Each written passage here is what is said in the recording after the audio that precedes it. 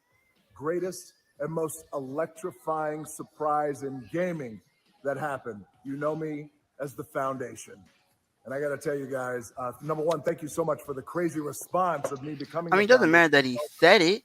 I mean, Quantum TV is fucking. Is I'm abusing YouTube's copyright system. TV. Yeah, he got banned from the partner program. Yeah, yeah, he got kicked out of it. Oh, because I mean, a satire tweet of him threatening to dox them, Quantum TV and shit. And I'm like, and then, but he had deleted it. But not, and then YouTube takes on. I'm like, why are you taking him out of this shit when Quantum TV is abusing your copyright system? On top wait. Well, there's a few differences. But someone just said he might be in Superman's GTA. weakness is magic, and Black Adam's one of his superpowers. Are we getting a Black Adam game? So you do the math. October 21st, I cannot wait for you guys to see Black Adam around the world in theaters only. And you guys will finally see the hierarchy of power in the DC universe change. It already changed because Discovery took over. To become Black Adam, and it was a. That's what he meant the entire time. He kept saying that. He knew. He knew it was about to happen. So is he just here just to show it to you guys on October 21st? So until then, stay healthy, stay safe, stay focused, keep having fun, keep kicking ass, enjoy your gaming, and I'll see you down the road. Man. This is Black Adam. Oh, he's just showing the trailer, bro. What have your powers ever given to you? They were Is getting this a another new trailer? No, it's this one we just saw today. Man, bro, that's so disappointing. Damn, Bruh. we didn't watch the trailer earlier.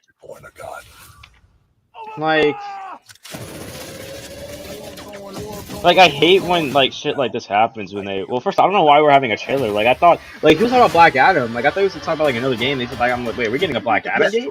Yeah, Like, I thought that's what? what we were talking about because we're the Summer Game Fest. Like, this is about games. Yeah, like the movies and show stuff. That's tomorrow. Yeah. Like, I'm about to double check, look at the schedule, and make sure we didn't forget some. Let me look at the calendar. Let's see. Someone said nice graphics. I guess it's like a sponsor. I'm assuming. Let me see. I guess. Because I'm looking at today. It is Summer Game Fest and Day of Devs, and then Tomorrow's Devolver at Digital Netflix. tonight. Then tomorrow it is Tribeca Game Spotlight, Netflix. Oh, what is this? Oh, is that Modern Warfare 2? Oh, wait a minute. We're getting a pro showcase. Wait a minute. What? No, this is not good. It's okay. I thought I saw Ghost for a second. This might be Destiny. Oh, wait. No, this might be. Oh, shit. I didn't know we were getting another Multiverses player showcase next week. A couple weeks from now. We've done like a couple of them. I haven't seen them though. Like they're mostly like character showcases though. Yeah, we've gotten like one. I know we had one, but I didn't get to watch. This is said to be the second pro player showcase for Multiverses on the 21st. And then we got a Capcom showcase, which is going to be an update on previous announced games like at the end of this. Because this week it's supposed to be Game Fest, Devolver, Netflix, and Tribeca Games. And then we'll take the 11th off.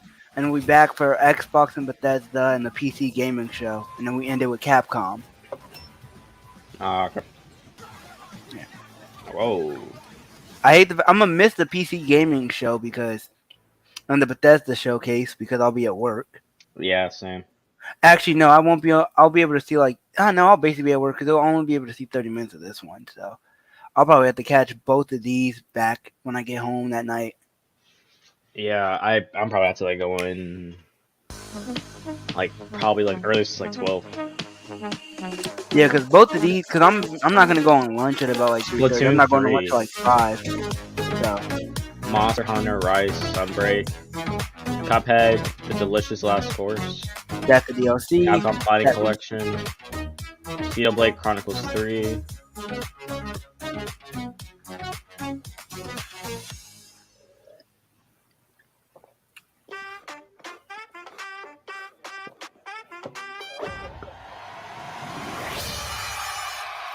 Fall Guys.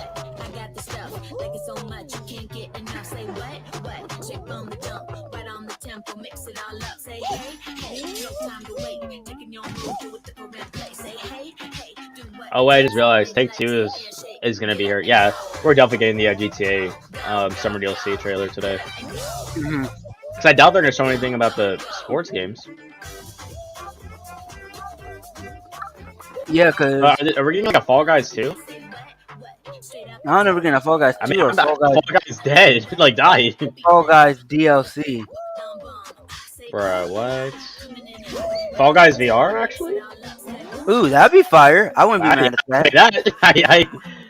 Yeah, but no, I'd this play game is dead, so I don't know what they're doing. Yeah, now this is the epitome of a game. This and Among Us are epitome of games. Yeah. Well, actually, Among Us is like dead, but like when they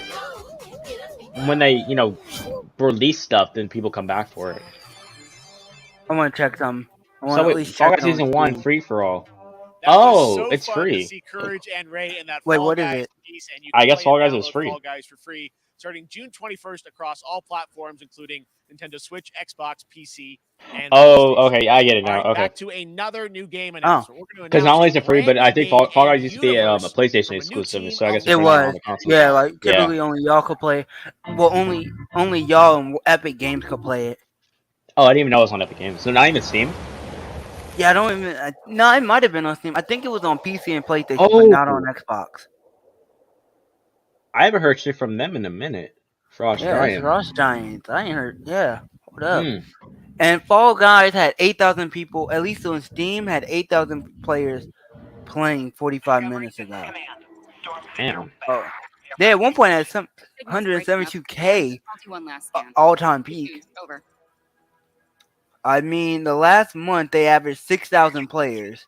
Okay, Their peak players are 11K. So, in all honesty, I mean, it's a far cry from the 100,000 that they had.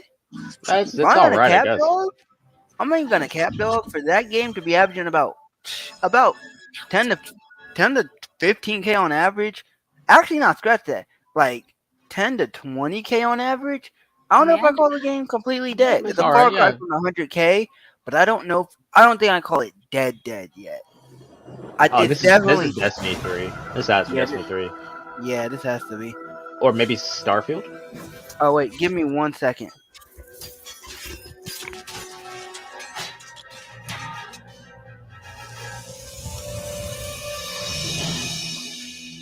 I have it, Command. Repeat, I have it. Mission accomplished.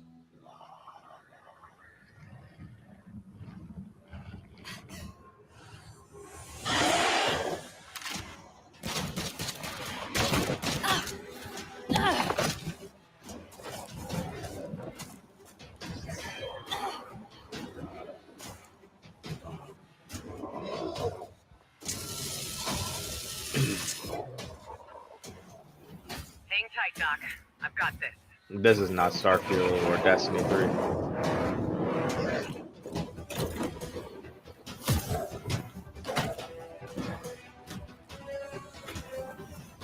This animation's a little buffy.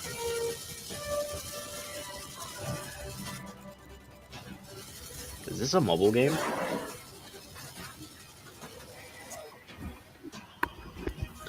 Alright, I'm back. Yeah, I think this might look to be a mobile game because like the animation and the graphics look a little buffy. Glad you could make it. We gotta move. Yeah. Now. Yeah, this has to be a mobile game. So it's that nice PS2 graphics. Stormgate. Oh yeah, that's gotta be mobile. This For 2023 2023 beta. beta. Just the platforms. If this is next gen only, I swear. There is no fucking way. See that hold on. There you have it. Now Tim, we gotta look this up. congratulations. Stormgate. Stormgate is real. We have a name and some details. So first of all, congratulations on this announcement. We're so excited about the return of RTS, brand new franchise. What is a Stormgate, though? All right, so Stormgates are portals that open during a massive solar storm that unleash the infernal host on future Earth. Okay. And we saw some hints of some I mean, you know, you guys coming from Blizzard and StarCraft, everyone wants to know about races. You know, tell us about the sides in this RTS game. Yeah, we're unveiling our first 2 factions today, but there will be more. So the Human Resistance, and we saw an archaeologist from the Human Resistance in that intro cinematic, and then also the Infernal Hosts, who are these demon-like monsters who come from another world. Yeah, it's a one PC thing strategy everyone wants to game. know about, especially you, Yeah, I 'cause bet you basically- it's an RPG. I bet you it's an No, RPG. you said it was RTS, so I know what those are. Yeah, that's a, PC. opportunity for a lot of Yeah. innovation. Archie, if you've I know ever you're seen posting someone play StarCraft or hints where you're gonna StarCraft go 2, image-wise that's what this in is terms of basically gameplay gonna made be. in Unreal Yeah, Engine, because he mentioned any that, and I sense of heard what he you said. wanna So do for the gameplay yeah. in this game? Absolutely. So that's gonna be a The first PC thing I game. wanna say Alright. is we are very consciously trying to stay true I, to what I hate already RTSs was. because they could take super duper long. Where we're really trying to push the genre and be innovative. First off, approachability. For one thing, we're Yeah, and free to apparently play, for this game, but no pay to win. apparently no their NFTs, developer nothing like or that, publisher, or just whatever, to dropped lower that 25 barrier million to for entry, them get to make players this in. game. But we're also really trying to be a lot more social. Who the fuck? Did Activision drop it? I'm like, if that's 25 million, then they need to step it up a little bit. 3 versus 3 because for competitive multiplayer. But dang. of course, we've also still got 1v1 competitive. And as a little surprise, I think we've got Oh, they trying to first, drop a work in 3v3 progress in it. images from the game. Yeah, it looks like. Yeah, these are still very much still being worked on, but some. I mean, the game also probably doesn't look that great actual because they were having assets you that we're register building for the on beta PlayStation next year. Wow. Well, I Yeah. love it. 2023. Like that you means said the for game beta, is so people very, can very sign up early in now, development. I don't get expect ready, the and game I'm just that so early in thrilled that development there is to look a good at brand all. new That's probably some RTS alpha franchise type coming from footage you right guys there. and your background and what you did. That's well probably some deserved alpha effort. So footage. excited about this team, Frost Giant. Thank you so much. Yeah, for like the way it giving looks, us this your has to be like a announcement today on late Summer Game Fest. 2023 Thank release. you so much for having us here. Yeah. Really great. Yeah, there's no All right, way. Frost Giant, Stormgate. Keep an eye out for it. Now it's time for another indie game announcement that I'm excited to share with If you. I played RTSs, Highwire. sure. Check this one out. Good morning, Highwater dwellers. Highwater Pirate Radio keeping you in the know with Alphaville. I think this is one of the VR games that were Alphaville shown today. authorities Look like continue to deny false Has to rumors be. that Alphaville elites are planning to the way it evacuate looks, to Mars. because it looked like True or not, one game. the one Naga thing we can't Studio. deny is that the world ended on a sunny day.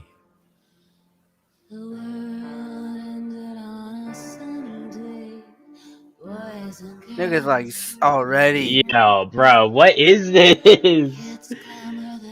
Bro, the music tells me all I need to know. I mean, I can just tell off the way the game looks and the art of it. That The it, art looks pretty good for Yeah. for what they're trying to achieve. yeah, this is definitely gonna be a niche game. Bro, this music is turning me off though. I mean, it's the trailer music. I mean, I'm not mad at it because I think the music fits the theme that they're trying to go for. So what is this? Is the world like flooded or something? Yeah, the world's like dead. He said the world ended on a sunny day. It's like a dystopian world. Highwater coming this year. Coming this year. So what's that first game on PS6? So what's that? We're not getting Last of Us 3. In fact, they said that they might have some. They have like a little bit of a plan, but they're not going to move forward with it. Adventure strategy game. So I guarantee you, after they put out The ravaged Last by of Us, extreme if the climate rumors are true, then Now, they're going to speaking start of the working on that world Daredevil around game. us, the conflict in Ukraine is I not mean, far it's all right. from anyone's mind, and it's impacted the development of games, including replaced from Sad Cat Studios, a Belarusian studio with devs from Belarus and Ukraine. The team had long hoped to reveal a new trailer here today, but were understandably unable to complete it. Yeah, I'm like, if they're in Ukraine, there ain't no way in hell they getting that. And all the Yeah, no. developers impacted by the conflict, and hope to be able to share your work at a future show. Yeah, All right, hopefully. our next game is an I mean, official I'm gonna tell you title off rip from the Epic cover Games screen. Festival. It looks like it could be a American real good arcade game. game I ain't gonna played cap, forever, dog. whose Character life is wise, being that dude looks televised, badass. with the population constantly voting you up or down. When you become unpopular, you need to start running for your life. Check this out. Wait, didn't they people say are I start asking, running for my life when we start losing popularity? Hold up, what? People keep asking for fucking God of War and Sonic Frontiers. That's just going to come at the end. Go hand in hand. Yeah, like all the 6 big, too. big games are gonna be Yeah, coming they're going later. to go Like, at right the now, end. Yeah. yeah, right now we're just doing a bunch of indie Okay, games. this looks pretty good. I'm gonna say this off rip. The last two indie games, they hired some really good artists. They did Yeah, the game with yeah. Tommy Lee. Artwork, good. I might not play the last one though, but this one looks pretty good. I look might be willing to play both. Is it 2D? where each and every citizen I'd be down to play enjoys both a of them life just of because luxury and I like comfort. finding some cool indie 2D. games. I don't really like Broadcast 2D games. live 24 I'm gonna be hours a real. day, 7 days a week That's on I weird. like the Monster I 2D ones at least. platform. see, you're And the the art opposite. of I'm it. the opposite of you. I actually fuck with 2D games, especially ones that sort Subject of have a on the run cartoonish on feel to them. camera 4025. Interrupt broadcast immediately. Yeah, that's why I never wanted to play Tiny Tina's Wonderland. Oh no, see, I've actually wanted to play that. Also, I mean, the name is also kind of weird. Like Tiny Tina. That sounds like, I don't know, like a stripper or something. A midget stripper. Tiny Yo. Tina. Like, what? Be careful and don't make a sound. Don't worry. Jump scare? I'm going to okay. get you out of there. It's PC on and Steam. Yeah. Hopefully one day when I get out of college and I finish making my games, I can get one of them We've all showcased been here. anticipating for a long time. There's trouble in So paradise. is that about what you want your game Watch to be? out. You don't want to get bitten. I mean, many years of I still rumors, don't. I mean, if I was to finally make got a game, I think the first thing I'm doing, anticipated sequel. it's probably gonna be a story-based game. I don't know if I'd make it a 2D platformer or if I would make it like an RPG. Coffee stain. So, like I said, my goal it'd be fire to get one of my games put up here, as it was getting ready to be released. I'd already talked to like Ethan. I've already said that y'all niggas will get like free testing privileges off rip if I need Hey, yes sir. Yeah, like y'all gonna get to I'm gonna need someone to test the game, and I might get y'all to get to test that shit for me. Cause I'm gonna need testers, but I don't feel like paying some niggas that. Is this The Sims? This might be. What the? Where the fuck that goat come from? Where the ghost come from? Yo, where the fuck? Oh, where the fuck did ghosts come from? These ghosts are overpowered as shit. Where the fuck? What the? This gotta be Goat Simulator too. Yeah, this has to be. Where all these ghosts come from? Oh my god, these ghosts are menaces. Bro. This is if you or Moore's Batman was a goat. Oh, they staring you down, nigga. You dead. He's sending some doo-doo too. Yep, GG's, my boy. GG's. Yeah, there we go. Oh, 3. 3? 2? What? Hold on, bro. Where the fuck is 2? Hold up. 3. Goat Simulator 2 release date. There you have it. That was Goat Simulator 3, and it's coming later this year to the Epic No, Games when's 2 Store. release? Now, last year, Marvel Whenever I and type 2K in 2, announced Goat Marvel's Simulator just Midnight pops Club, up. a tactical Yeah, what the RPG fuck? for Firaxis Games. Okay, and they're Hero releasing in behind XCOM 2014. and What the? Civilization. Heroes from the Avengers and X-Men crossover. See, bro, I'm mad because Blade and the Ghost premise of the game looks so against good, Lilith, the mother of but then they demons. fucked it up. Today, I hope they fixed some it. new folks set to join I the hope they battle. fixed it. Haven't seen Come it on. yet. This is not even a world premiere. It's not a world premiere. Okay, come on. Not actual gameplay. Fuck. Yeah, if it's just some gameplay. The gameplay looks bad. It's one of those like RPG style games too, which a lot of people were kind of upset. And it's made by 2K. So Oh, that no, I means can tell you what, the gameplay yeah. was shit. Everything's probably packed behind fucking 2K is the publisher of it. The motherfuckers probably done put microtransactions behind everything in the game. Exactly, and it's like, I mean, like I said, like the premise because of the comic and the characters it's based on, and then like the characters that we have right now, it's like, bro, like they messed this shit up real bad. Like, all I need to see was that 2K was the producers of it. I hope the developers themselves did a damn good job on the gameplay of the game.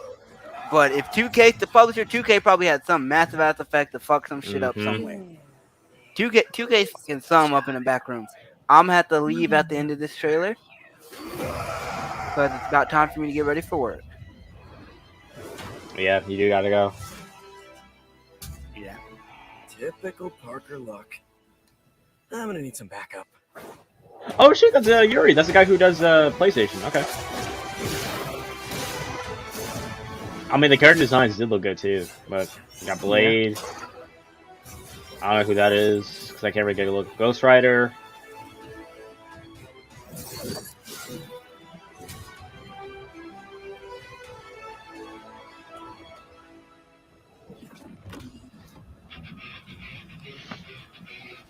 Loki, that you? DLC. Female Loki, that you? Melissa?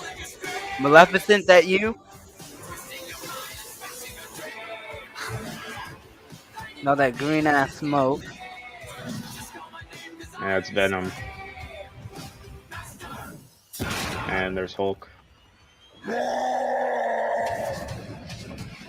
They didn't even show Iron Man or Wolverine. Like, nope. I am not pre-ordering that shit.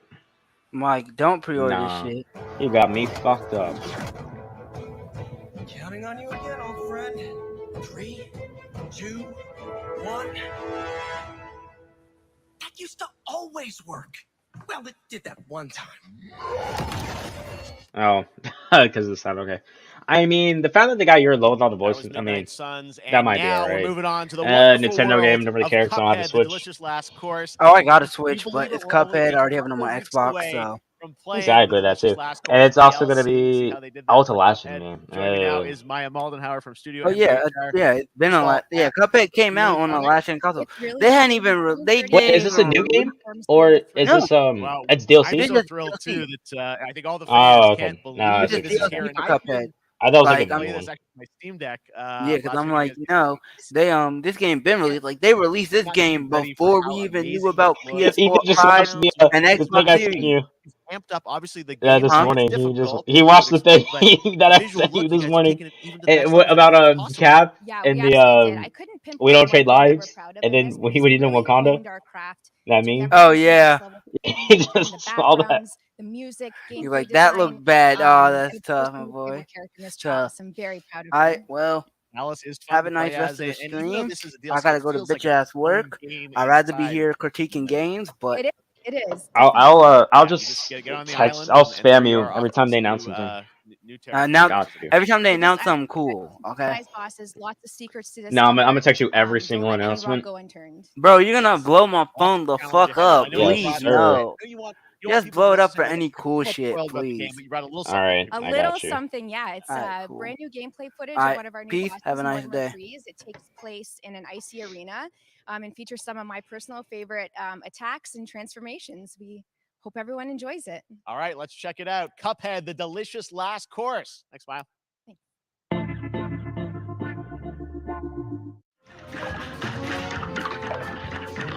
All right. Yeah, I don't really care, to be honest.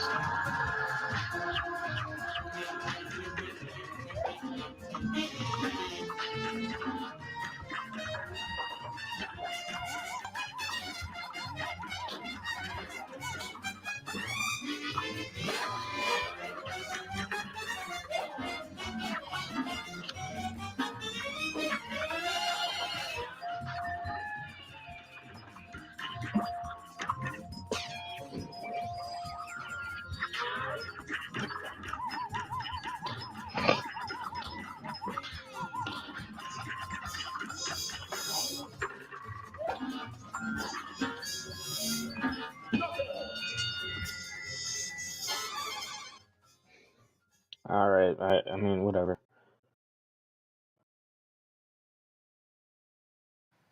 Now, if you want even more Cuphead, and who doesn't, tomorrow we will show you an I exclusive don't. look at season 2 of the Cuphead show when I co-host Netflix's Geek Okay. Week, which will include new Now, show the and Cuphead game show is actually announcements. pretty freaking It good. streams at I am 10 not a.m. gonna lie. Pacific, 1 p.m. Eastern. And that's not all. There's more Summer Game Fest Is that all tomorrow? weekend long. Coming up next is the Day of the Devs Indie Showcase with I Am 8-Bit and Double Fine, then Devolver's Marketing Countdown to Marketing. Tomorrow after Geek Week, there is the Epic Games Store Showcase at 11 a.m. Pacific, 2 p.m. Eastern with news on Rocket League and the Tribeca Games Showcase. And Sunday, don't miss the Xbox and Bethesda Game Showcase with a look at the future of Xbox and Game On Pass. Sunday. Now we have some exciting news for Nintendo Switch and PC fans about Neon White, a game where you play an assassin from hell who slays demons for the chance to ascend to heaven. Actually, sounds interesting. And never mind. Yeah, I'm good. We're called neons. Sinners I mean, plucked from hell to do ooh. God's Okay, the dirty. cutscenes look pretty good though. But I'm finding it hard to believe we're in heaven.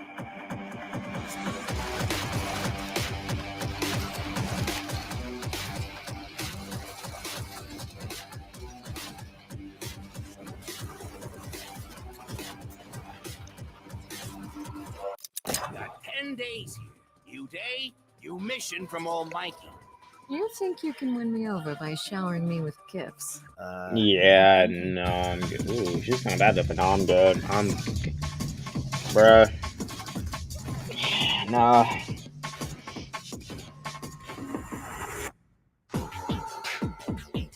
No, that's literally next week.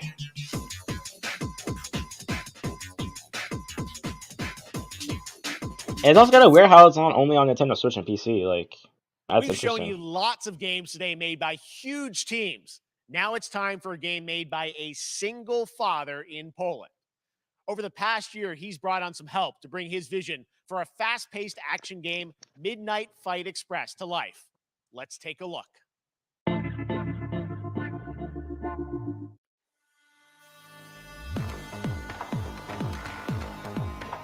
You know the saying, get knocked down, get up again, that whole spiel. Well, it's time, partner. Time to rise up. Together. This looks pretty heat now, I'm not gonna lie.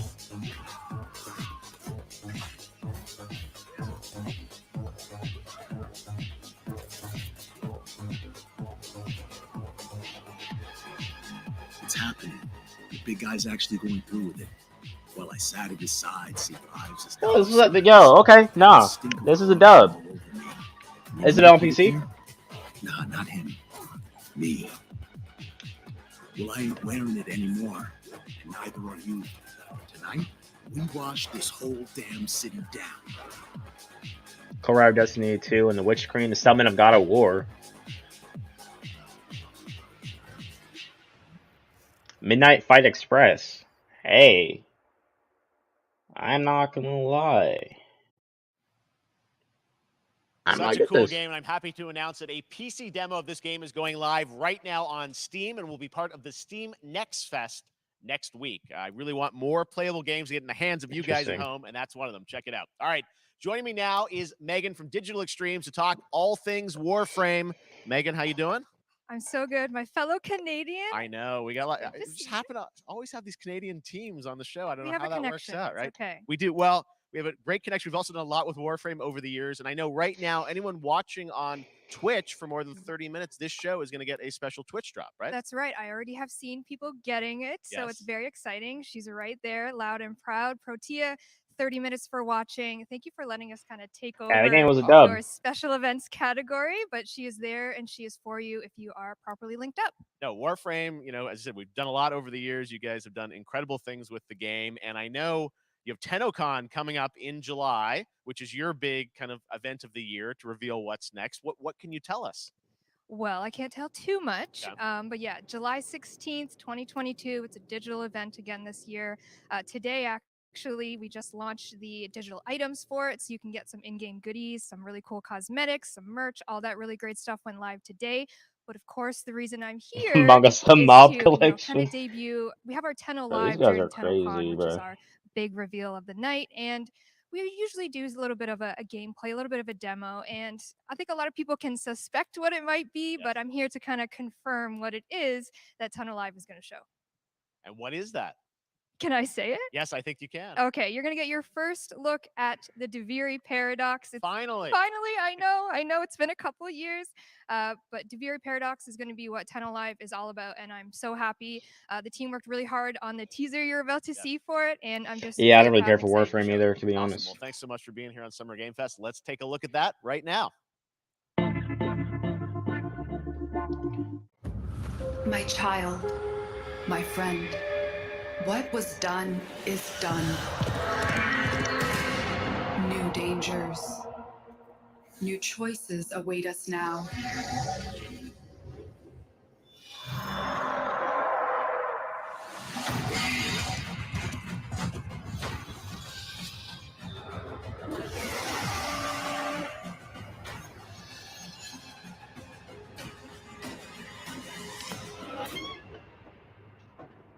For now, dream of who we were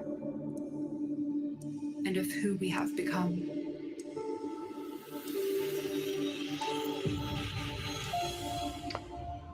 I mean, whatever. I wasn't even paying attention. I was in the bathroom. And apparently, keep watching it on Twitch for a free bundle. Whatever, I guess. Stranger's Hood free. I mean, whatever. That's what it is. Next, it's time for a new look at Honkai Star Rail, an upcoming open-world space RPG. Yeah, a lot of space today from Genshin Impact studio Hoyoverse across mobile and PC. This studio continues to deliver, and this new trailer reveals for the very first time all a these new fucking and space exotic games. realm players will be able to explore.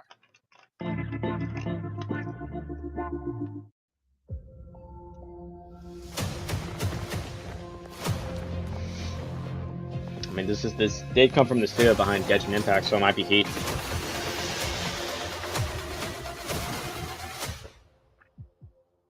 Listen. You are in a daze right now. You don't know who you are, why you're here. None of that. That's what I'm saying, bro. Like, someone said space game In the again. near future, Hey, you bro, will too many. encounter many perils. Alright, someone just said anime is cringe. You will meet companions Get the who fuck treat out of you here. like family and embark on unimaginable adventures.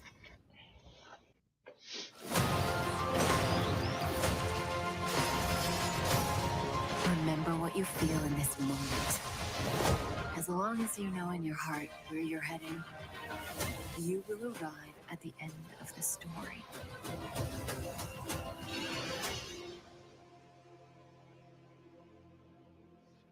That's the you I like.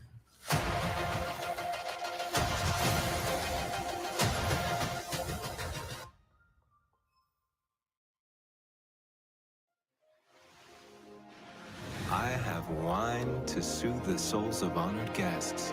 I mean, Welcome aboard. that looked alright. I don't really know. I don't really care. Oh. I'm gonna go warm some food And up. that's not all from Hoyoverse. Today, I'm excited to introduce you to Zenless Zone Zero, their next major new IP. It's a futuristic urban action game. I have to say, I'm blown away by what I've seen so far. It was announced a couple weeks ago, and it has the detail My phone of with me. Genshin Impact with a fast-paced action style. Here is the world premiere of a brand new look at Zenless's notable characters, armed enemies, and world of danger.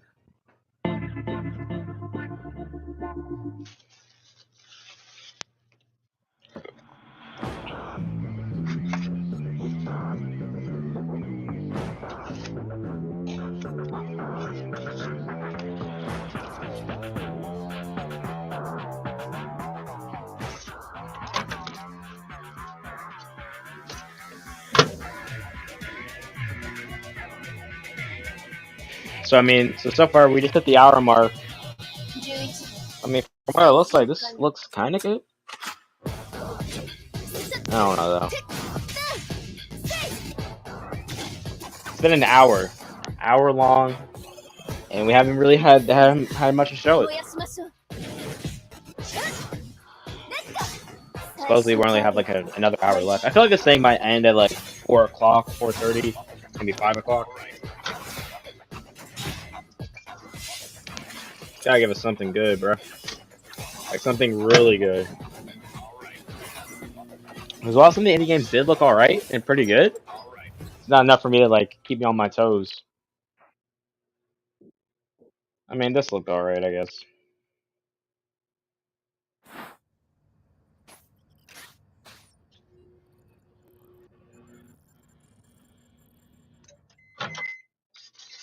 Alright. One of my favorite reveals last year was TMNT Shredder's Revenge, which reminds us all of the Turtles Is arcade Turtles gonna come games out? back in the day. Well, it's nearing the end of development, and the team wanted to use SGF as a way to reveal one exciting aspect of the game they've been keeping under wraps until now. Okay. This might be good.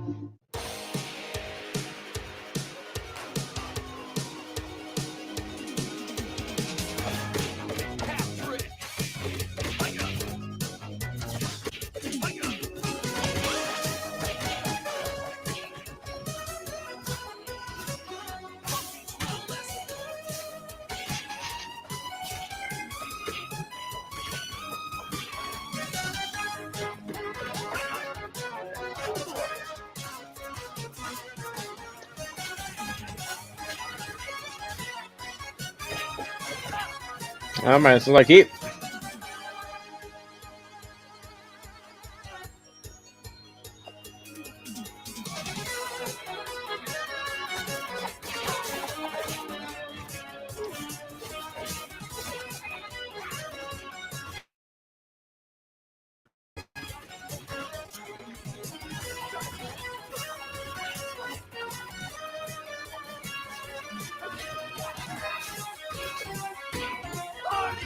Yeah, it's like keep, bro.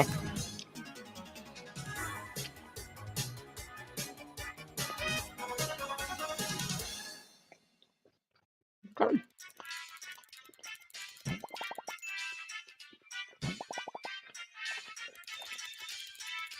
Next week. Yeah, same. It looks really good.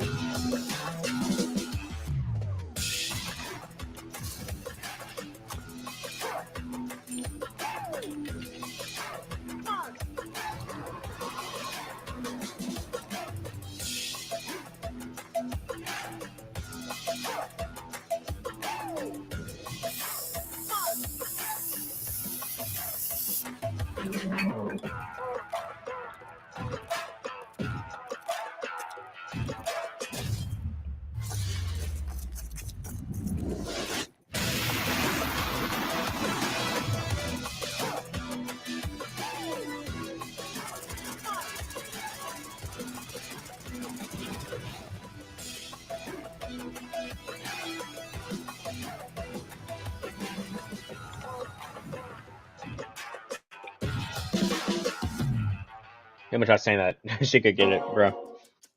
Oh, never mind.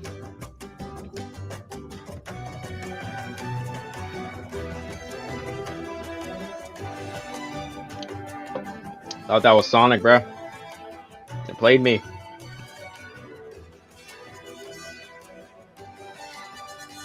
If I have time after the event, I'll look it up.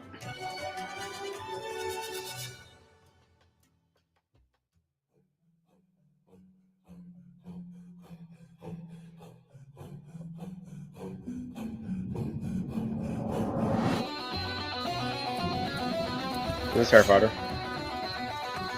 No. Nope.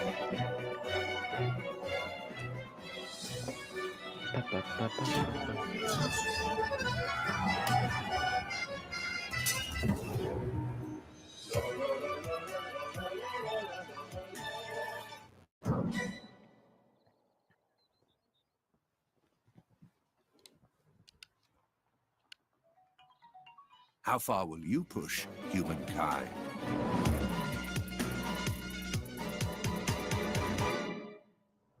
That was bad.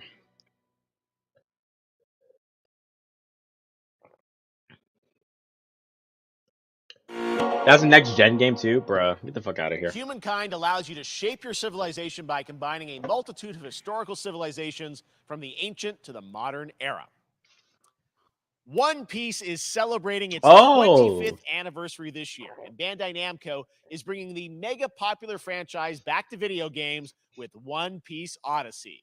Monkey D. Luffy and his crew of pirates are off on their next adventure. This trailer reveals the setting, a mysterious island where Luffy and Straw Hat crew become marooned in this exciting upcoming JRPG. The Straw Hat Pirates journeying along the Grand Line. 見ろよ、あの島。でけえ塔がいっぱい立ってる。空に伸びてるあの光はなんだ。よし、面白そうだ。行ってみよう。ちょっと待ってるし。変な形の積乱雲がすごい速度で増えてる。こいつノックアップストリームだ。なんだありゃ。おい、落ちるぞ。任せろ、クードバーサー。 Someone just said mid piece.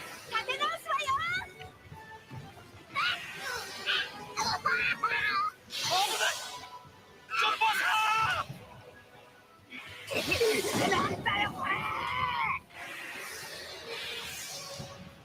させるかよ。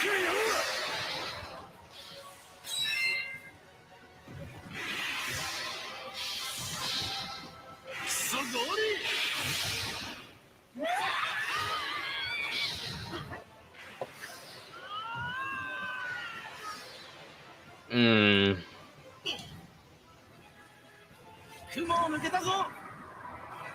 I don't know. New encounters.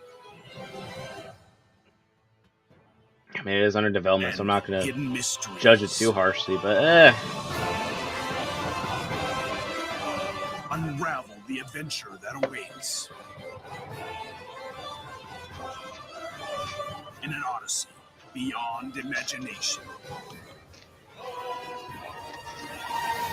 I think that looks alright. One Piece Odyssey.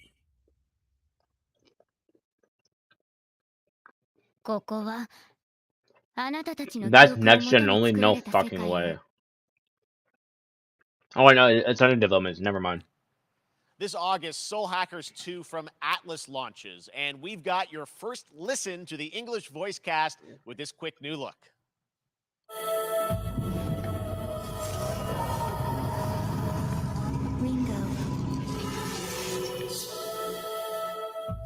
Ringo.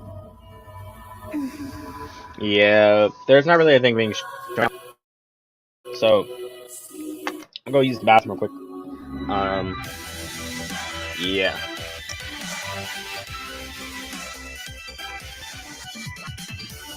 Take my hand.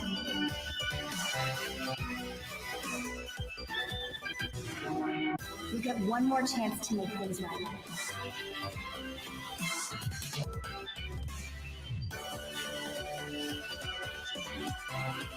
So that's our mission then, save the world. With so many new games featured across SGF events, you might be wondering how to plan for your summer gaming dreams. NerdWallet can help you find the smartest credit card to reward your gaming purchases at nerdwallet.com. The Epic Mega Sale is going on right now. Save up to 75% off top PC titles with an additional 25% off eligible products. And it wouldn't be the Mega Sale without the free Games Vault, featuring Maneater. Be sure to claim your copy before the sale ends on June 16th. Tune into the Epic Games Store Twitch channel for our summer showcase on June 10th at 2 p.m. Eastern, 11 a.m. Pacific. We're taking a look at new announcements and updates from PC titles heading to the store this year and beyond.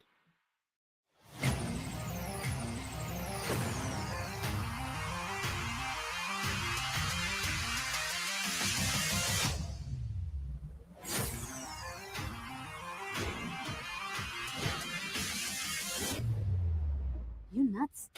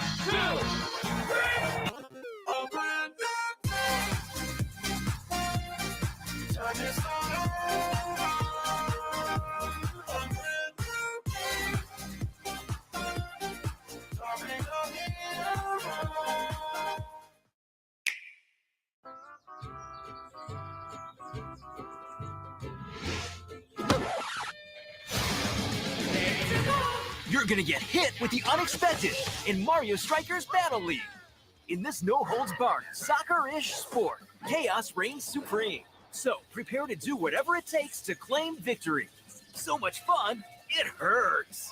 Mario Strikers Battle League, only on Nintendo Switch. Game rated everyone 10 and up.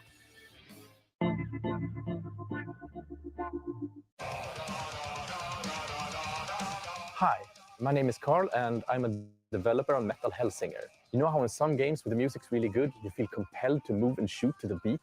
But what if you had to? In Metal, the better you are at slaying to the beat, the more intense everything gets. And we have vocal performances from legendary artists like Serj Tankian from System of a Down. So while headbanging isn't mandatory, we do recommend it. Our demo is live now on Steam, Xbox, and PlayStation platforms, so go check it out and slay to the beat.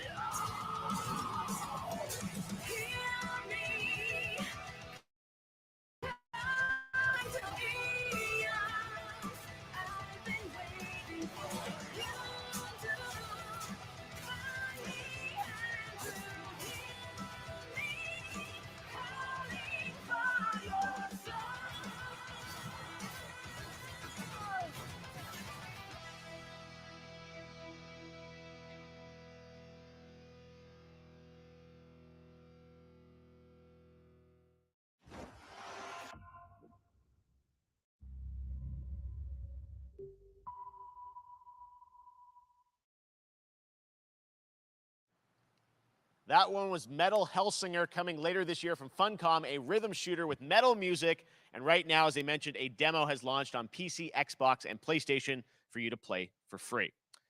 Next up, a new game launches tomorrow, The Quarry from Supermassive Games. This spiritual successor to Until Dawn stars David Arquette and an all-star cast. It's getting great reviews, and this is one of those binge-worthy teen horror entertainment experiences where your every choice shapes your story and determines who lives and who dies at a camp in upstate New York. Here's the first look at the launch trailer. Family is the most important thing in the world. But if your whole family, like every last one of them decided to jump down the bottom of a well and they're all just hanging on the end of a rope, how can one person be expected to pull them all back out? You can't. So you pull on that rope and you're just going to fall right down to the bottom of the well with the rest of them. And what's the point of that? What? There is a lot more to this than you realize. Like what? Kidnapping, murder, cover-ups. I think the whole Hackett family is in on it. You have no idea what's going on here. Not a goddamn clue. All right, let's do this. Who should I call? 911. You mean 911? Who says 911? Goodbye, cruel world. We gotta get out. I'm gonna enjoy watching you die.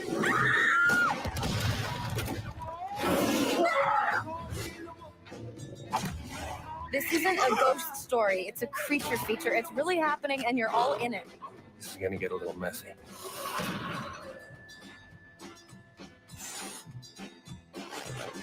Them's the rules, you noob. Back at the Game Awards, we're proud to reveal Nightingale, a shared world survival crafting game from Inflection Games up in Canada.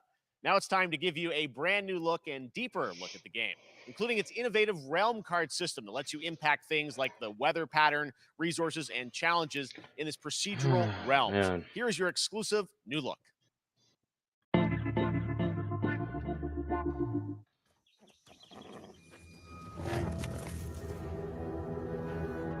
You're alone in the realms, I'm afraid. The portals are a mess. Not even sure if Nightingale made it.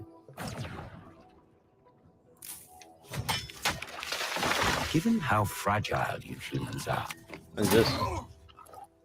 I'd say that staying fed, dry, and Some sort of survivor game? should be your priority. If the portal arts Yeah, I agree, Red. A lot of these have sucked so far. realm cards from rare resources. So far, though. Once you have realm cards, you can activate the portal. Beware though. Foul things lurk in the interrealmic void, waiting to get in. Be ready with your axe pick.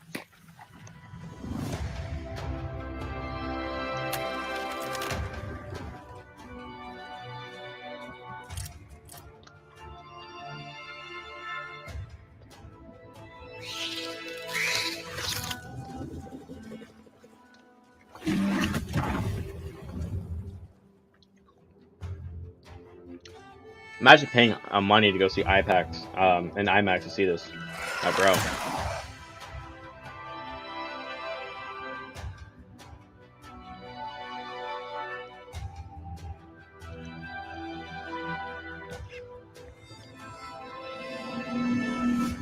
If these shadows have offended, think but this, and all is mended. Eh.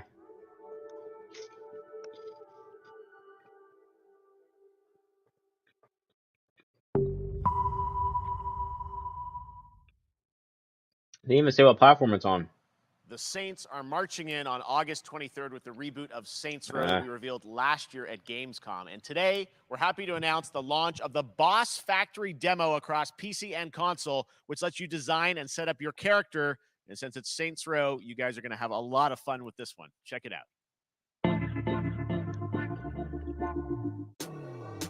Guys? You gotta do something to capture people's attention. So what do we build next? Me. I want all the power.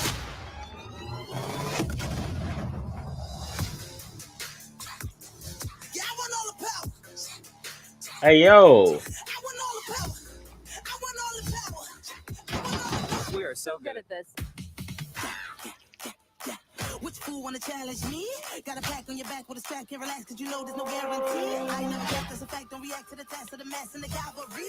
Stay correct, it's your majesty. Savage, never kneel, never have defeat. Seriously, this is perfect. Dinner and a show, baby. Fall drop from the roof, listen. Yeah, cut them loose if they ain't gonna get the proof with you. If you're looking for the truth, listen. Cash ain't grind, cause I got one thing to prove. I mean, it looks alright. The thing with Saints Row is that, like, they just modeled their games too much after GTA. That's what killed their game. I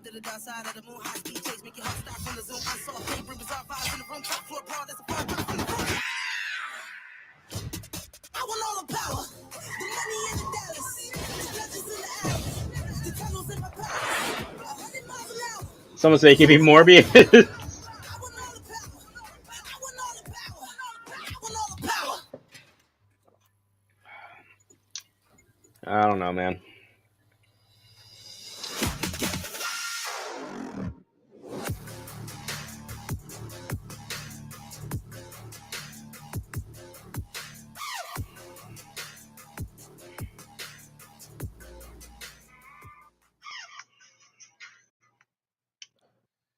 Next, we've got an exclusive first look at extended gameplay of Warhammer 40k Darktide, Fat Shark's follow-up to the critically acclaimed Vermintide series. Man, it's alright, I Darktide guess. promises intense 4-player co-op action and terrifying enemy hordes to team up against.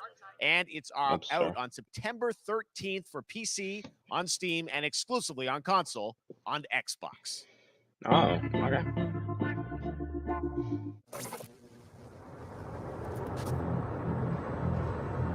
Manufacturer MHL 1736 is heading towards a power systems failure. Is this another fucking space game?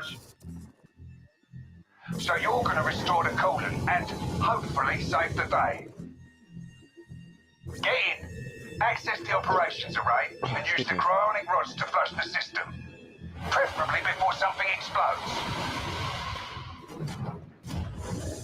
Head on through the ventilation tunnels and look for an access point. This way! Move it!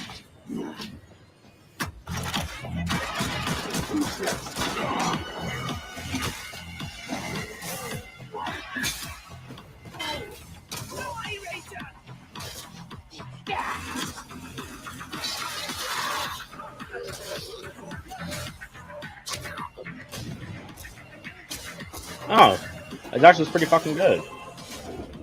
Set your data interrogators. If all goes well, we can unlock the system, prime the rods, and send them where they're needed.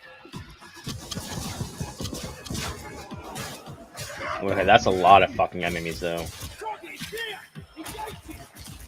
Holy shit.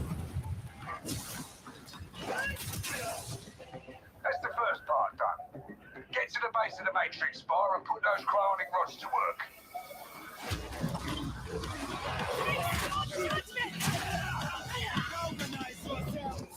What are you waiting for? Get in place. Come on, now. You finished here? Look for a way out.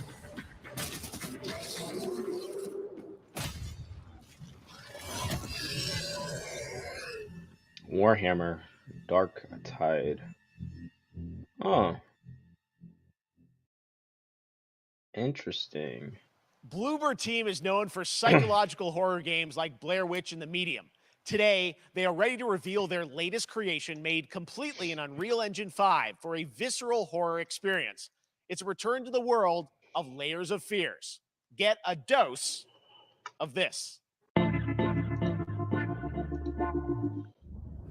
Someone once said insanity runs in our Bro, family. it's not on my mouse. Let it run. Horror game?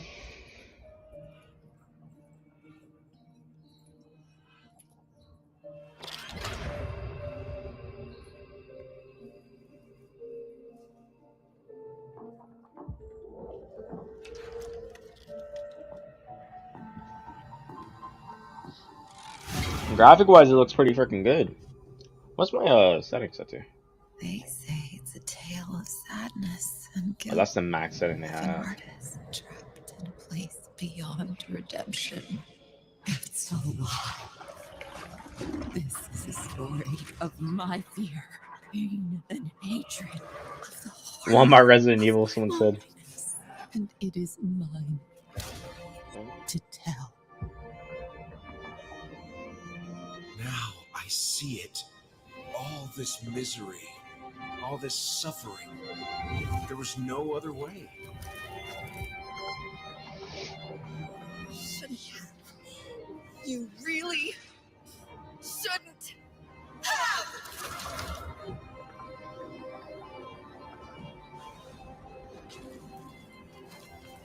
An empty shell cannot live forever. It cannot live at all.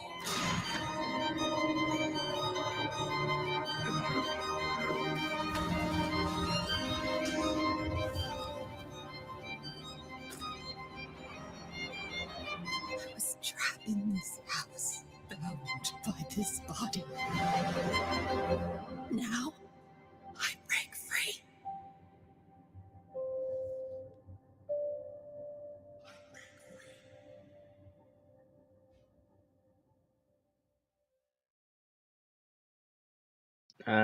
This October, Gotham Knights arrives. All right, Gotham Batman is Knights. dead. It's up to the Batman family, Batgirl, Nightwing, Red Hood, and Robin to protect Gotham.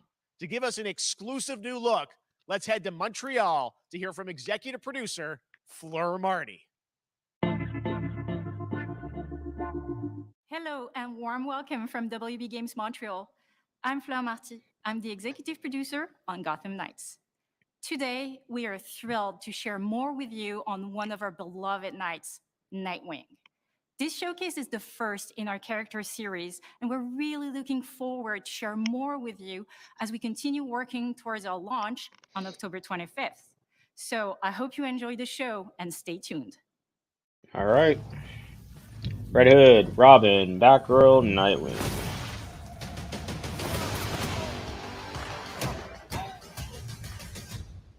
I had nothing. And then this city became my home. Its people became my family. Okay. Gotham gave me everything.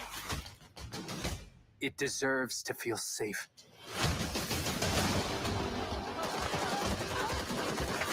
Hey, not gonna lie, bro. It looks like a step up from what we saw. Holy sh!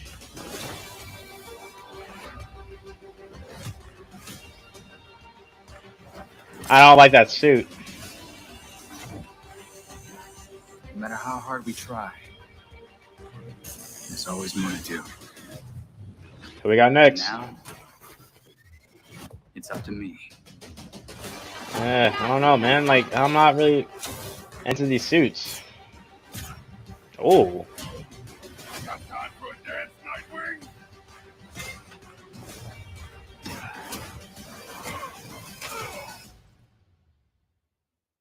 I got this, Bruce.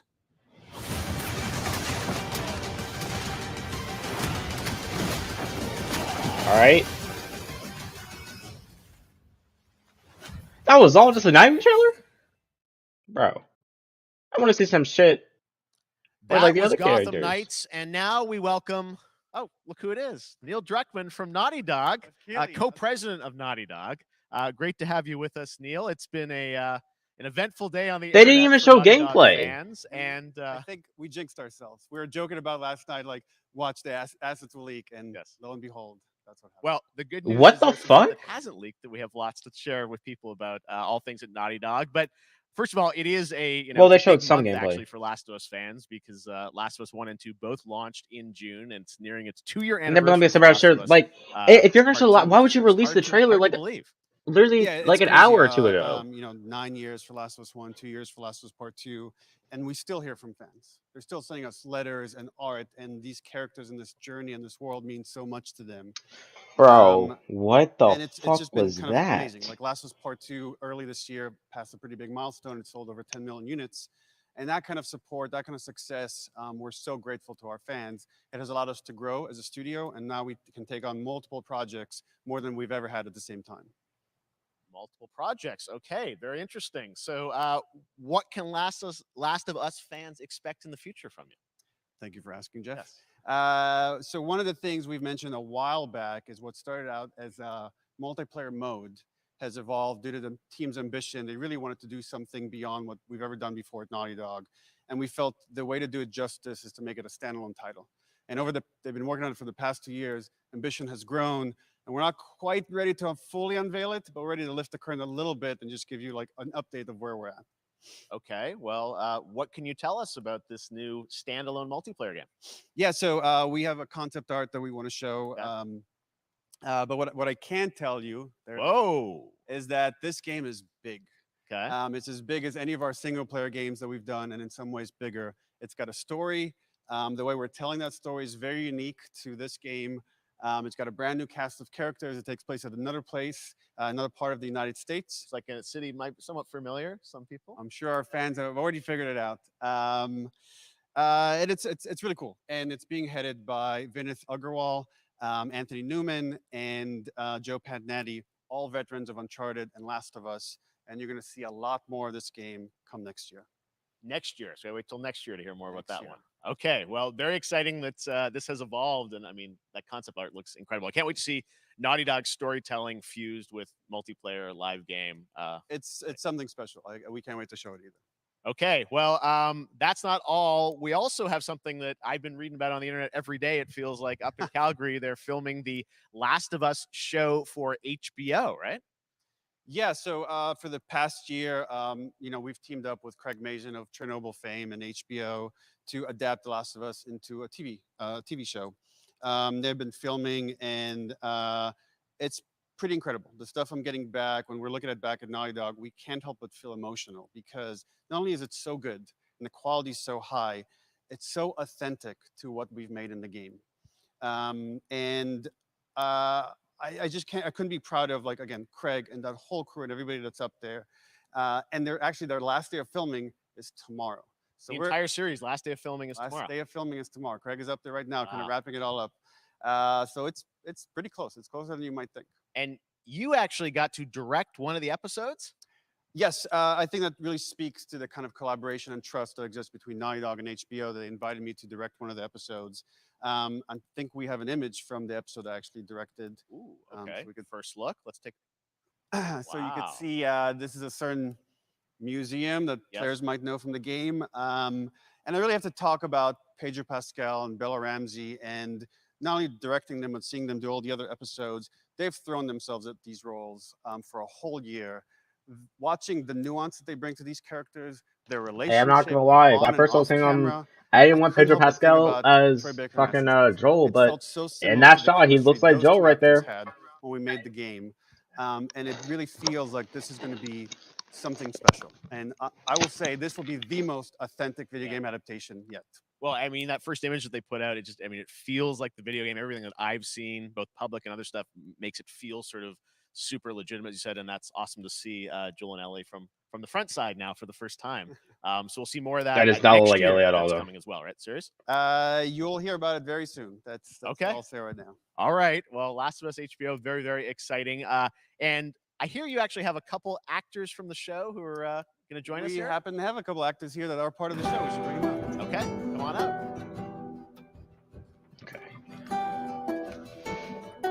Oh, what's up, Is guys? that Troy? Hello. Surprise. Troy's back again. Hello, I know. Ashley. Good to see you. Good to see you. I'm a little confused. Oh, Though. those are I voice thought actors. maybe Pedro Bella, but Troy Ashley out here from the game. Are they in the show? So when Craig and I started working on the show, almost one of our very first meetings, we said Troy and Ashley have to be a part of it. And we're such fans of like the talent. I just don't know why they didn't get Joel. I mean, Troy to play Joel. We felt like it was so important that they become. All you have to do is show. just And like it wasn't- CGI his hair, It has to probably. be more than just like kind of like a wink to the camera and like a cameo. Okay. These are real roles that we're keeping on the wraps for now. Uh-huh. But man, I'm bummed that I couldn't be there with you guys when you filmed your show. I swear, if I There's sing a so much single stuff, golf like, club, like, So good. on the internet, there's so much like talk about what's being filmed, and I think that's you guys have kept a complete secret that you were up there and you filmed your roles by now, obviously. Well, keeping secrets with this franchise is kind of old hat. Like we've had Except for today. Except for today. Yeah. except for the date. It was one of the hardest things for us to do is to not let people know that, because we're so proud of it and the work that we did. We worked hard. The crew. I have to say, when I walked out on set, NFT bro, they to are be met still with on literally him. Every person that I met on that crew is such a fan of this game, and they all knew what it was that they were working on and committed to working on this project because of their fan and their love for the game. Was one of the greatest. It was like I was coming home to friends. Yeah, I the attention to detail, the crew was amazing. Bella and Pedro are Man, they're so perfect, and we've been trying to sort of describe that feeling of sort of seeing them in person. It's like the characters coming to life, but it's so much more than that. I feel like I can't fully explain it, but I am so excited to be a part of it, and just I can't wait to see it. I think it is going to be so good. I love the story. I love just being a part of I'm this so world. excited about the series and the fact that you guys are going to be in it and undisclosed roles. I'm so fascinated how it's going to sort of bob and weave. And I swear, if they do a season 2 though, we know from the game. like I would say, just do one based on the first game. Do not do anything with the second game. Yes. Fuck the story. I can tell you. So sneaky. All right. Well, we're so excited. Maybe it's already on Twitter by now. Hey. All right. Well, let's talk about what was on Twitter earlier today. Lots of talk about the idea, or really what's happening is it looks like you guys are remaking the original game, and this is like a ground up remake. Is that right? That's right. We wanted to give people the definitive version of the first game that wasn't encumbered by any technology. Wanted to find a way to get even closer to our original vision. And we're able to do it on the PS5 and PC. And instead of talking about it, let's look at it. All right, let's take a look at the. We've already seen it, Last like, of bro, Us like Part 1. this is why I hate when shows do this shit. It's like they release something beforehand and then they're gonna show at the event. It's like you're just wasting time then. Shit looks good though. I've been on quite the adventure, little brother. I reckon it's got something to do with that girl. It's got everything to do with that little girl. Oh wait, they're bringing it from the ground up. Is Abby gonna be in the first one then? You know, That's another thing I was thinking. Like, didn't we just have a remake for the it was remastered on the PS4. So is that everything you hoped for? I mean, I'm not against it, but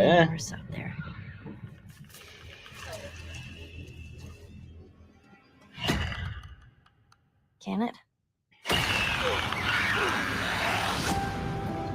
Once upon a time, I had somebody that I cared about. And in this world, that's good for one thing. Get you killed. I can take care of myself. How many close calls have we had? I get in trouble down there. You make every shot count. I got this.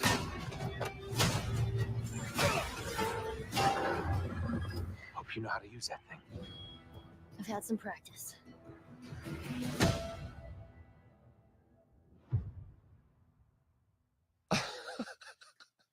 Truly one of my favorite games of the past decade. Guys, what's your reaction to that?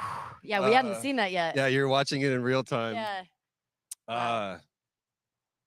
It's because you did these performances you did a decade ago. Yeah. You didn't go back in. I mean, you used the original performances. Yeah, right? actually, we came up with a process where we could take the original animation that we did for the faces and kind of like retarget it on these new rigs that have a lot more fidelity. And then the animators went back and We're seeing studied. side by sides here, just how much it has changed. That you went and you redid the models and rebuilt everything. Everything was rebuilt from the ground up. Same art director, re-art directed the whole thing from the ground up. But the great thing about these faces is that they're closer to the original performance. All the animators went and studied those videos and got it closer to what you did on set than we could have achieved before. And that's just like one of the things we could talk about, like this brand new AI, like all the combat is redone. Just the fidelity of everything, Excuse 60 me. frames per second, all the stuff you're getting on the PS5. Again, we wanted to give, knowing because of the show, because they're all new players for PS5 and PC. Yeah. We wanted them to have the definitive version of The Last of Us. Amazing. Well, now you guys get to replay. I mean, when was the last time you guys played the game? I actually played it again just to refresh my memory For the show? before working on the show. I was just a glutton for punishment, and I went straight from playing never part played it. 1 straight into part 2. And so the last time that I played literally would have been 2 years ago, since we're celebrating the anniversary of part 2 coming out. So I mean, it looks like I'm definitely going to be up for another Yeah, playthrough I can't. with I this. mean, I can't wait to go back because it Oh, I was can't you guys did such an amazing job on that original game. I mean, yeah, with the second one, I mean, the when you play it, gameplay when you and see it in shit, motion, it's really nice. like everything about it was so perfect. If it Imagine just thinking had a of good think of the Last story, of Us 2 combat, but kind of fuck the story in that back game. in the Last of Us 1. Well, it's the whole, like all the new animation system, the new AI system, everything we've learned on like Uncharted 4, Last of Us 2, we apply to this again to give that definitive version. Just to give a quick shout out, this project is headed up by Matthew Gallant and Shauna Sky. Okay. And you'll hear a lot more about it and see a lot more about it over the coming weeks leading up to the release September 2nd on PS5. All right. And well, shortly thereafter on PC. we will look forward to that. Neil, you've talked a lot about games directed by other people. What are you directing? You still making games? Still making games. Okay. I haven't given up my day job. It's a Daredevil? little early to talk about it. Maybe if someone in PlayStation wants to leak it, then we can talk about it now. Otherwise, we'll save But it. you do have a new project. Do have a new project, but we'll save it for another Summer Game Fest. Okay. Oh, fuck Okay. that. Well, we'll see. We'll try and save it. All right. Troy, Ashley, Neil, thank you so much for dropping by Summer Game Fest. And I am so excited that The Last of Us is returning, as you said, in September. So thanks, guys. Appreciate Awesome. it. Thanks, Jeff. Awesome. All right. Well, that is going to do it. Thanks to Naughty Dog and PlayStation for that very special look at The Last of Us and the entire franchise and where things are going. Very, very excited about that. All right. Summer Game Fest continues over the next few days. Coming up right now on this very stream is Day of the Des with I Am 8-Bit and Double Fine, including an exclusive new look at the Planet Atlanta. And then the Devolver Digital Showcase. Tomorrow, we've got Netflix Geek Week. With That's all the it? hosting and the Tribeca Games Showcase streaming, along with the Bro. Epic Games Store Showcase. And then finally, Sunday, it's the Xbox and Bethesda Game Showcase. You can stream them all at summergamefest.com. As for me, I'll see you again in August when we are back live in Cologne, Germany. For You Gamescom have got Opening to be Night kidding live me. on August 23rd. And then the Game Awards will return in December live from the Microsoft Theater in Los Angeles. And finally, I'm excited to share that Summer Game Fest will return in June 2023 as a digital and in-person event to bring the gaming community together. Bruh, this Thanks is for being that's a part some of Summer fucking Game Fest. bullshit. And remember, there are more events and announcements to come. We'll see you soon. They didn't show us anything good. Bro. Oh my god. Nah, fuck that. Happy birthday to you. Happy Happy birthday to you. Happy birthday, Day of the Devs. Day of the Devs. What? You don't know what Day of the Devs is? Day of the Devs is the greatest and definitely the oldest independent games festival that exists. It was started over 10 years ago by Double Fine Productions and I Am 8-Bit to celebrate the best independent games out there and bring them Dude, to I new will give fans. this like We I wanna don't know, bring like a fucking developers and players together to get 3 together, out play of 10, games, 4 out and of have a great 10. time. It used to be a physical event only in San Francisco, but now Like it's gone the digital, only so the good whole stuff world that can they showed enjoy were it. pretty much And we're really indies. excited this year to be part of Summer Game Fest. That Gotham Knights So shit was sit back, fucking bullshit relax, too. put on your party hats. Like what? Thing? I'm just I thought we were gonna getting sound fucking right, Robin everybody. gameplay. Put on your party hats, buddy. They didn't even have like a developer speak there, or no, they had one, but That's right. they weren't even That's speaking good. that long. Now we're cooking. Put on your party hat and enjoy. And now we have this Day of shit. the Devs.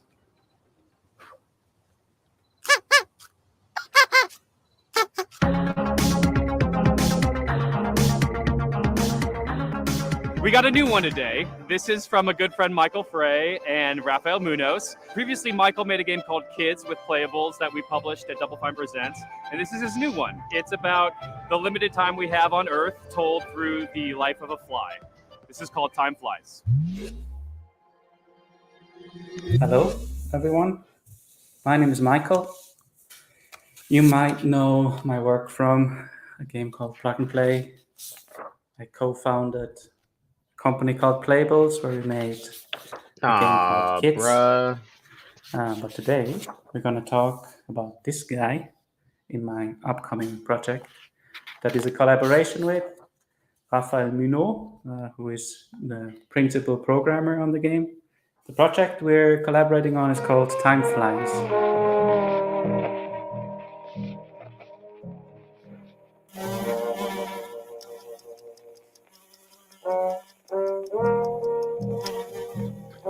How is this?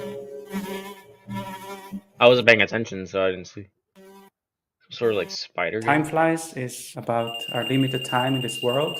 In Switzerland, where I'm right now, we have a life expectancy of maybe 84 years. In the US, it's about 77 years.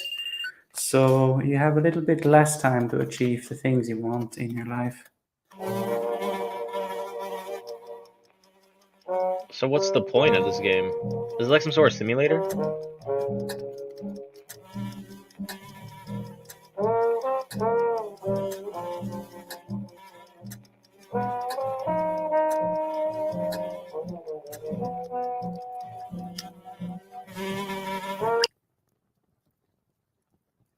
In Time Flies, the things you can achieve are nicely prepared on a bucket list.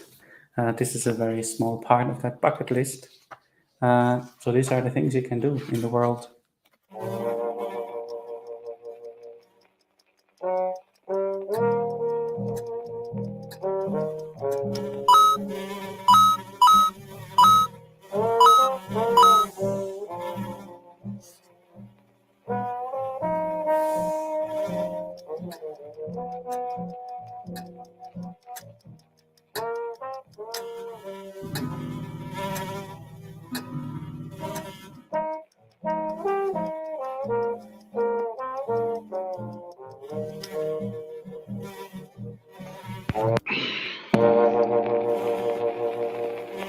I mean,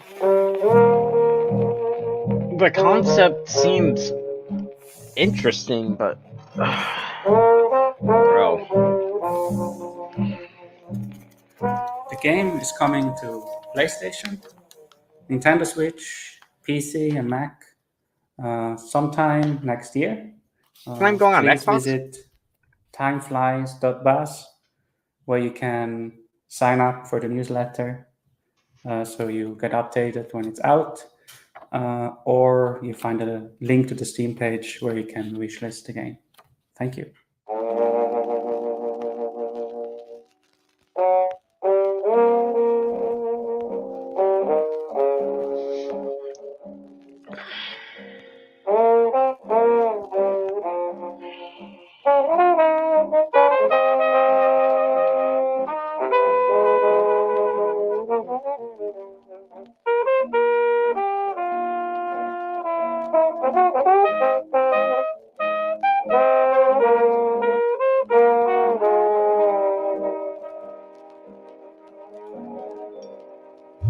Our next game is Planet of Lana, the debut title from Sweden-based Wishfully Studios and published by Thunderful Publishing. The gameplay is reminiscent of dark side-scrollers like Inside and Little Nightmares, but the vibes could not be more different.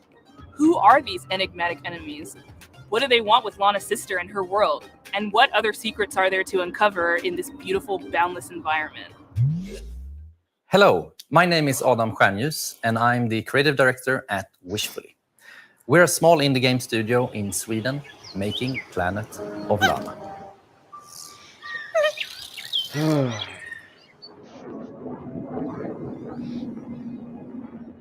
In our game, you play a young girl called Lana, who is forced out on a mission to save her sister that has been taken away by an invading robot army. This looks alright, actually, for the most part. Early on in the game, Lana meets the mystical creature Mui. Yay. You quickly develop a strong bond and friendship to Mui, and she proves to be both intelligent and loyal. Hello. Ima.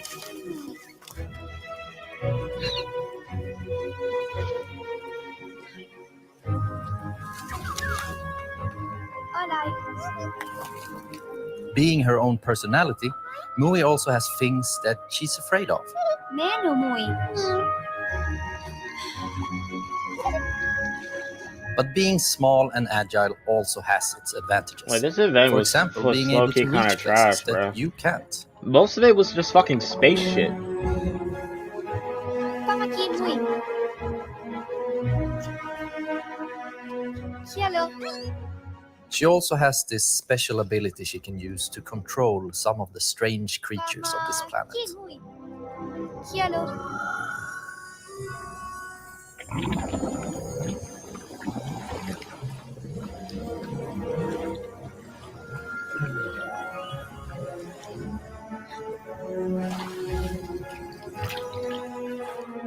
Together, you have to make it through both the harsh and beautiful environments of Novo. Past dangerous robots, through deep and cold caves, unraveling long-forgotten mysteries that all lead to your destined future.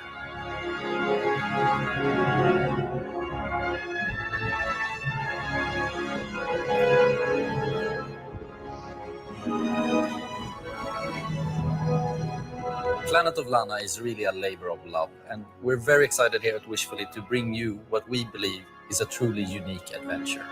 And beyond the companion-based puzzle solving and hand-painted art style, you will experience an engaging story with twists and turns that hopefully will stay with you long after the credits have rolled.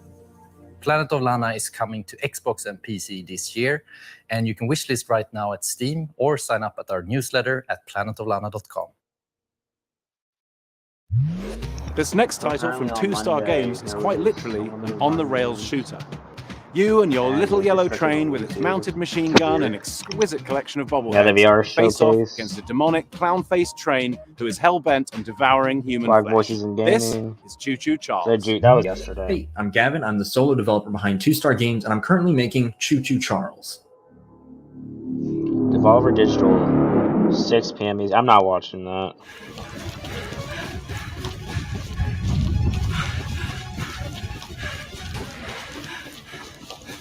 Devolver Digital marketing countdown to marketing.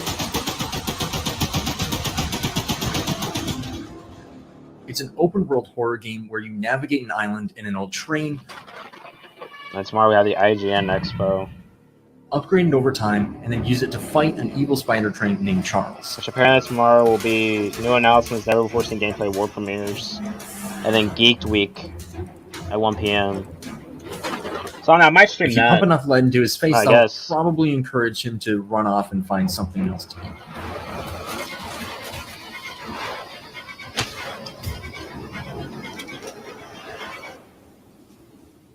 You have And one goal Saturday's above the all else, and Gorillas, that's to don't care summon about that. Charles to a Wholesome Games, 1v1 don't care and about fight him that. to the death. To do that, you'll need to explore the open world, looting abandoned areas and completing missions for the locals to gain powerful new weapons and scraps that you can use to upgrade your train's speed, armor, and damage. You'll need to leave the relative safety of your train and venture out on Xbox foot. shit. I'll be at work for that. And the PC gaming show's at 3 p.m. I'll be at work. This is where Apparently things get Gorillas will be really back dangerous, next with Charles Monday, constantly roaming and around looking for his Capcom. next meal, and camps of shotgun-wielding cultists looking for someone to feed to him. Pause Game Showcase Extended. What is this? I wasn't paying attention. I mean, this actually looks pretty good though.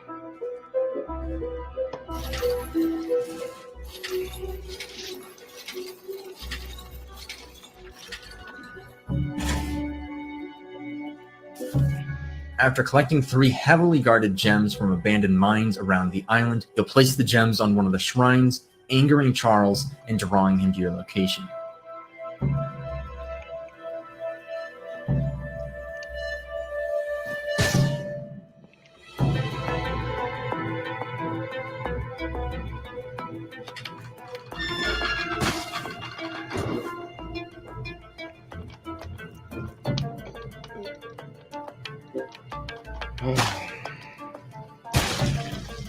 Best be careful out there, because it might be unwise to wander too far from your train. If you do encounter Charles while you're roaming around, it doesn't matter what you do now, because you have truly angered the beast, and you'll either escape with your life or see it flash before your eyes.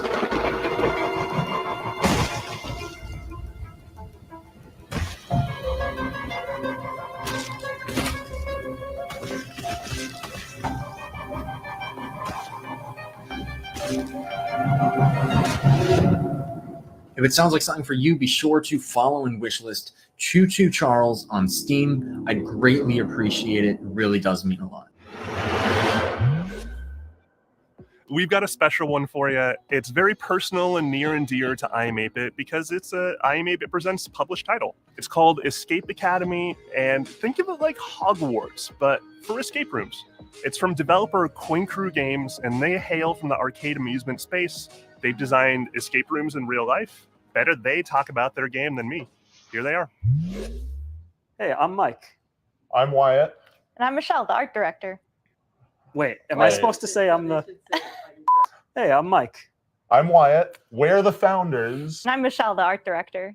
Oof, okay. This is... I hate that. All right, once more with feeling. Hey, I'm Mike. I'm Wyatt. And I'm Michelle. And we're Coin Crew Games. Bro.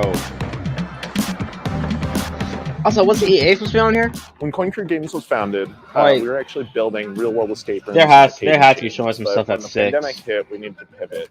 So we decided to take those Fuck learnings, this event, building bro. real-world escape What rooms, is and this? transpose Oh, the escape them room. into a digital format, and thus Escape Academy was born. Good luck trying to hack me without sufficient power. Probability of your expulsion? High. Escape Academy is an escape room adventure game that you can play either single this player might be some or heat. co-op. Oh, co-op too? You play as a student at this titular, mysterious Escape Academy, where you get to master the art of puzzle solving and train to become the ultimate escapist. What are you waiting for? A room full of gas is no place to relax. We're all fans of escape rooms, so when we couldn't find a digital, authentic escape room experience, we decided to make one ourselves. Walls are often misleading at the Academy. Escape Academy isn't just a puzzle game, it's an escape room game, and it brings that play pattern home. We have a huge amount of puzzles in this game, and they never repeat. And in addition to that, you can solve every puzzle using just your mind, no dexterity required, although you may want to bring a paper and pencil.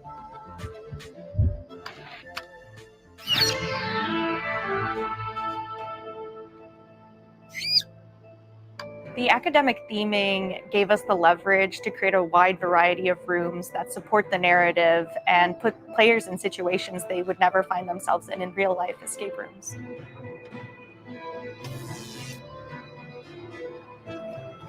When we were designing the game, it was really helpful to have the experience of both playing a lot of escape rooms and designing real-world escape rooms as sort of a design anchor to buoy us to. I did not anticipate the rodent assisting you. Bad turmeric. Sadly, that rat will be no help in bypassing my lasers. We really took our time to create an eclectic cast of students and faculty members that help guide you throughout the academic journey of Escape Academy.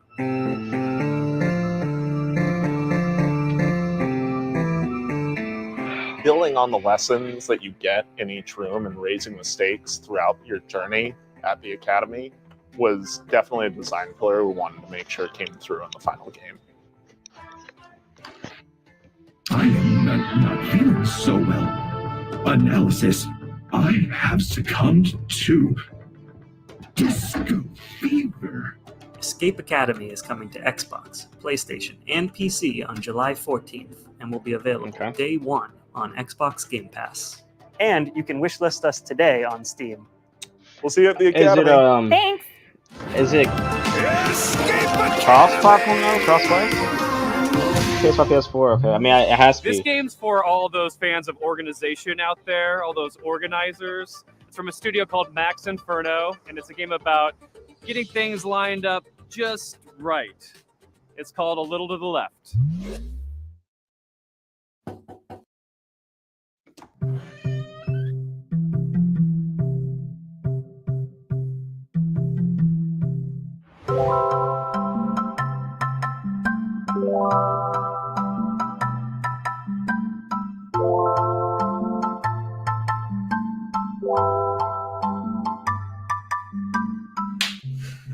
Hi, I'm Annie. Hi, and I'm Lucas, and we are Max Inferno. Yep, and we're really excited to share with you today a cozy puzzle game that we've been working on called A Little to the Left.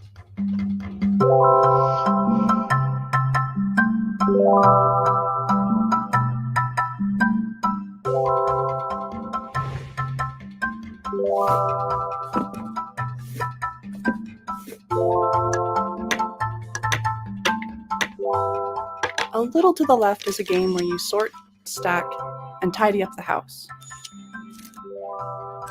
In each level, puzzles are hidden among regular household objects, and you solve them by arranging items in a very particular way. Yeah, not for me. Many of the levels have multiple solutions. It's all about observation and imagining the different structures that could be at play. The game takes inspiration from our own home and some of our own little tendencies. Another big source of inspiration for the game is our cat, Rookie, who should be around here somewhere.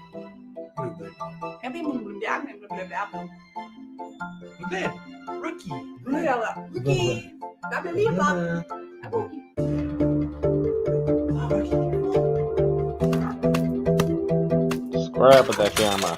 Occasionally, this cat will show up on the periphery of your gameplay Damn. and undo your tidy work, just to shake things up a little bit.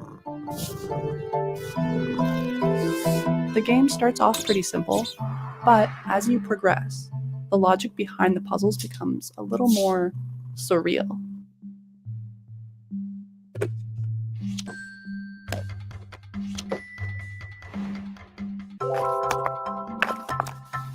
There is a lot to tidy up in A Little to the Left.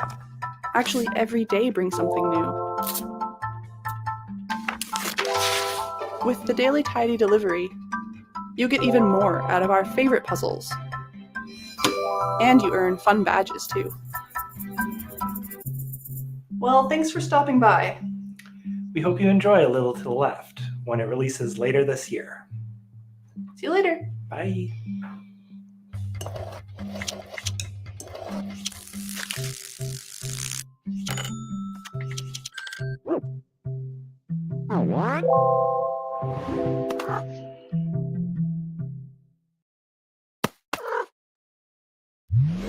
I've been excited about this one ever since it was announced ages ago.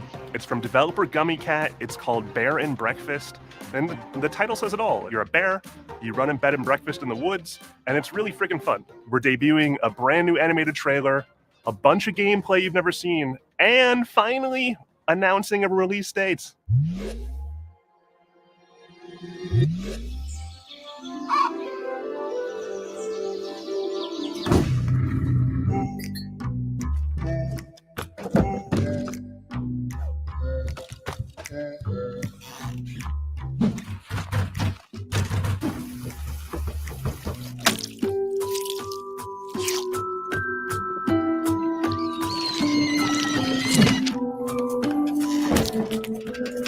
Animation is pretty solid.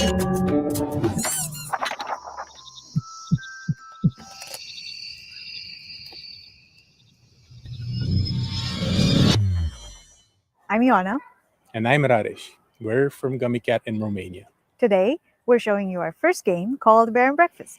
It's a laid-back management adventure game where you build and run a B&B in the woods, but you're a bear.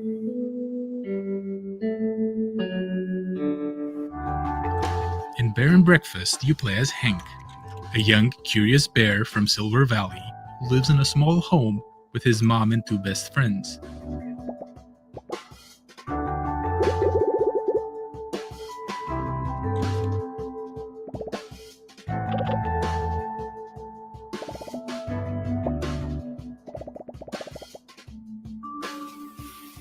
We grew up on management sims. Games like Theme Hospital were big inspirations for us, but we also wanted to make a game that tells a story alongside the usual management stuff.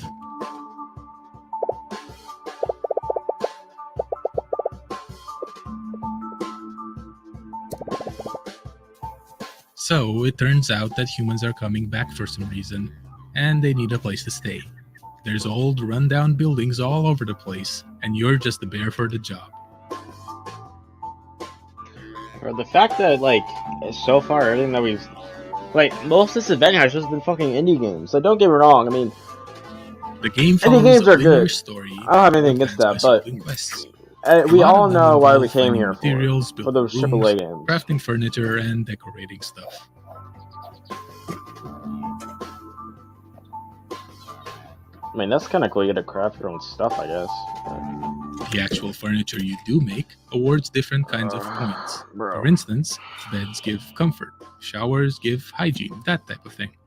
You have to make sure that your room scores are high enough to satisfy whatever your guests are asking for.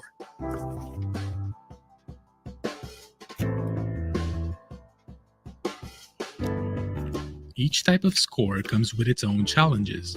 For example, later on, you'll need to cook food for your guests through a minigame.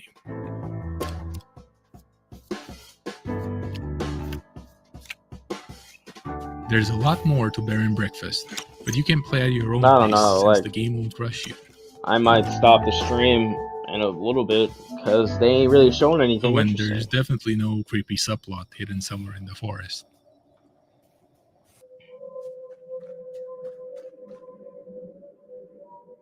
We're very excited to be part of Day of the Devs this year, and we can't wait to introduce you all to Hank and his friends when Bear and Breakfast launches later this summer.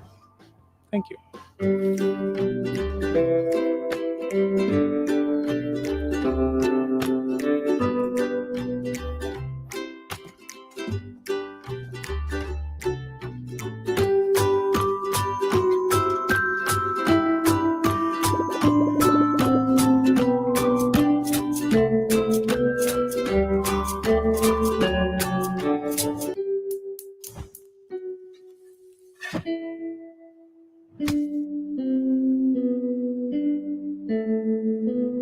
Steam and Nintendo Switch. July 28th. So I don't want to say a lot about this next one. It's full of secrets and puzzles and mystery that are best discovered on your own. It's a beautiful game from a studio called Shared Memory. It's a pixel art Metroidvania full of interesting creatures. It's called Animal Well. Hi, I'm Billy Basso. Today I'm going to be showing you a game I've been working on called Animal Well.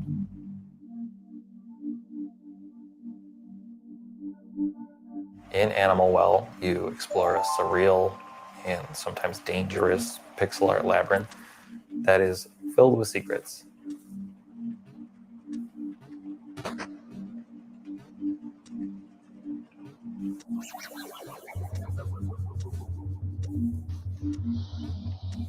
As you explore, you'll encounter various creatures, but it's not always clear if they're friendly or not. So it's best to proceed with some amount of caution.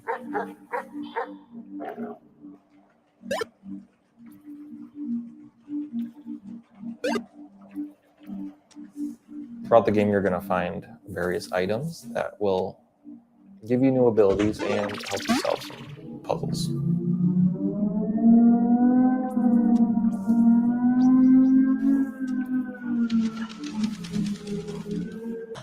Every Guy item in the game talk has about using multiple Sonic Sudden uses, himself. but you're going to have to experiment if you want to figure out what they all are.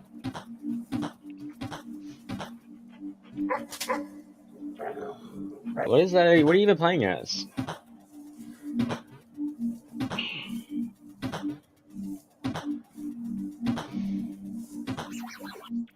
Animal Wall is a pixel art game. That's not just a pander to nostalgia. Instead, I'm viewing as a technical opportunity. A 4K TV screen has 144 times as many pixels. Is that a dog? That means I have 144 times. I thought it was honestly a piece of processing shit, to be power honest. to apply to each pixel. Not Throughout even the game, disrespectful, it just you'll looks see like a lot of turd. Things like fluid sims or dynamic lighting effects that haven't really been used in a pixel art game before. That's kind of cool.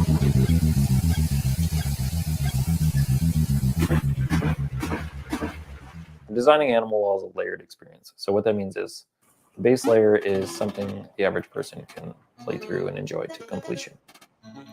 But then there's a second layer, which for most games you would consider this part like 100%ing the game. There are lots of hidden items in nooks and crannies throughout the world. They're not obvious, and you might need some help to find these. The third layer has puzzles that don't really present themselves as puzzles. They might go unnoticed Also, yeah, for someone just said we're years, doing. I thought Need potentially, for Speed was supposed to or be they might require on some community collaboration to solve. Instead of play like, bro. Also, there's a puzzle. I mean, in this video visually it looks that good, may but require some community collaboration to understand. But the first 10 people to figure it out will get a free copy of the game at launch. And then while you're doing that, you can maybe wishlist it. But yeah, thank you so much.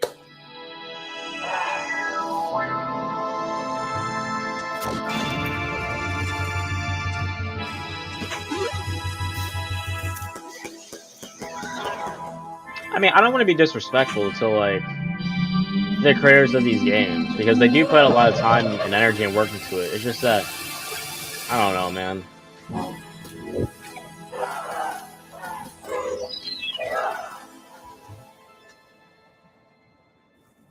PS5 and Steam. Next up is Naiad, a colorful exploration game where you play as a water nymph, traversing a zen and peaceful world. This game comes to us from Highwarp, a solo developer from Spain. Hi, I'm really happy to be part of the 10th anniversary of Day of the Devs, and this exciting Summerfest edition. I'm Elwin from Highwarp, a solo dev indie studio from Spain, working on bringing to life very unique and personal games. I would like to share with you a preview of Naiad, a relaxing and colorful exploration adventure about Bro, I was so hyped for this shit. I put all my love creating every part of And this they game, haven't so come out with please anything. enjoy. Really, really good.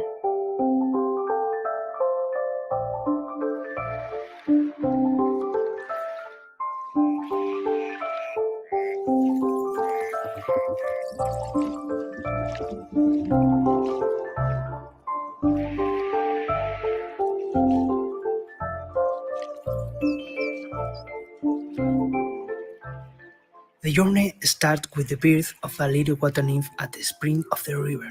Naiad will grow up and mature, obtaining vitality from floating leaves and flowers, That's learning pretty to interesting swim concept. like a duck, dive like a fish, dance like a frog, finding other adorable friends like butterflies, rabbits, snakes, turtles, crocodiles, no. and much more.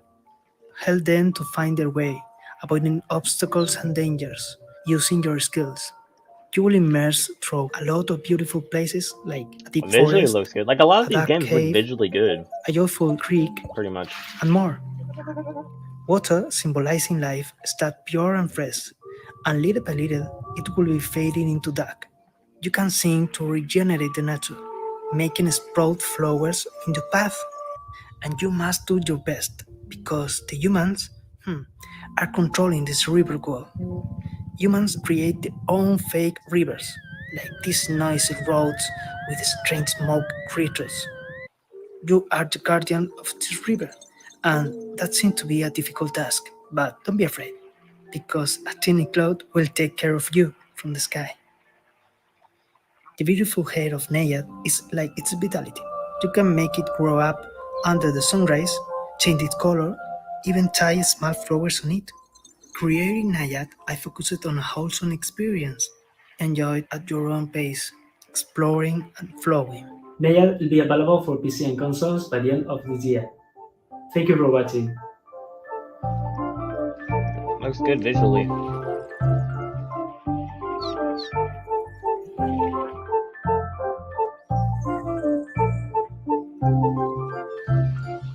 I saw this from saying Chad looks cute for the kiddies. Yeah, these games look like they're mostly for kids.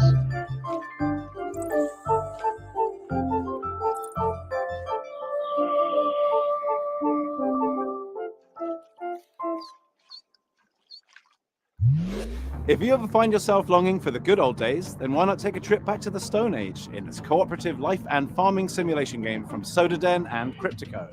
Hunt and gather to care for your settlement, explore the ancient world around you, and best of all, become a friend to the mammoths. This is Roots of Pacha. Hi, I'm What did somebody Timo, say? co-founder of Sodaden, along with my brother. Hi, I'm Karen, the narrative designer. Silk We're Song based in and San Sonic Diego, is at with the rest the of the end. team in Argentina. And they're Hola fucking todos, capping. I am Dancer, the main artist.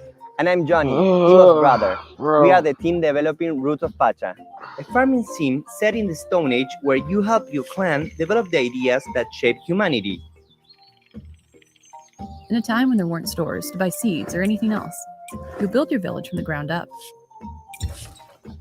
Instead of using Yeah, these money, just be you'll indie transform games. the world It's around like you by contributing and working with your clan.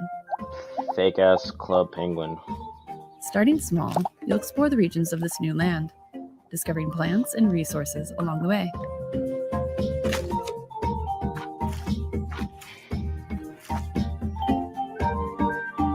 Many of the ideas you developed were the cornerstones of early civilizations like farming, domesticating animals, and the creation of tools that are now common.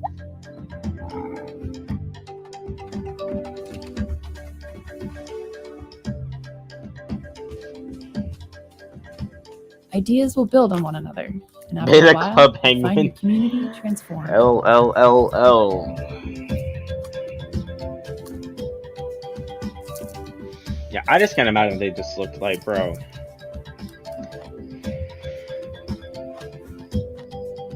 And the fact that like we're getting like an Xbox Bethesda showcase and we haven't on our PlayStation showcase yet, like The unique Jesus. spiritual world to try and explain who you are and why you're here.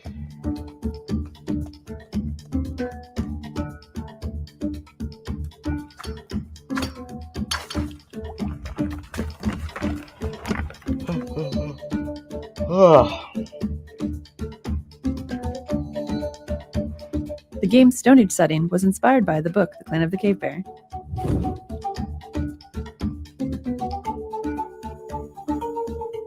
Roots of Pacha is set in simpler times, but the society is still complex. For example, finding something to eat went from satisfying a basic need to making a dish and creating a reason to gather. As you discover ways to make life easier, you'll find time to experience all the fun Pacha's world has to offer.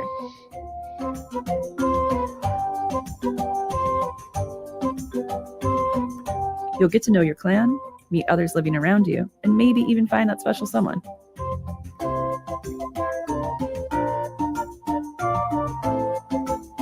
Our love of farming sims started with the first Harvest Moons, and Stardew Valley took it to the next level.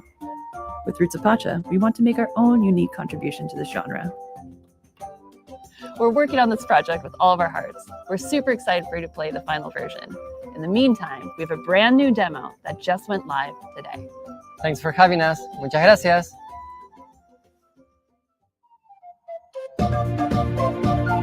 Oh, is that it?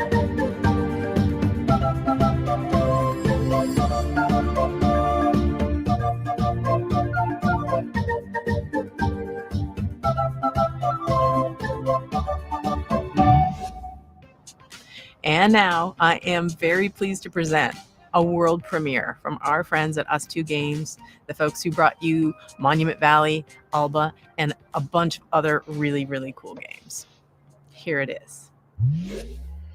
Good Lord, man.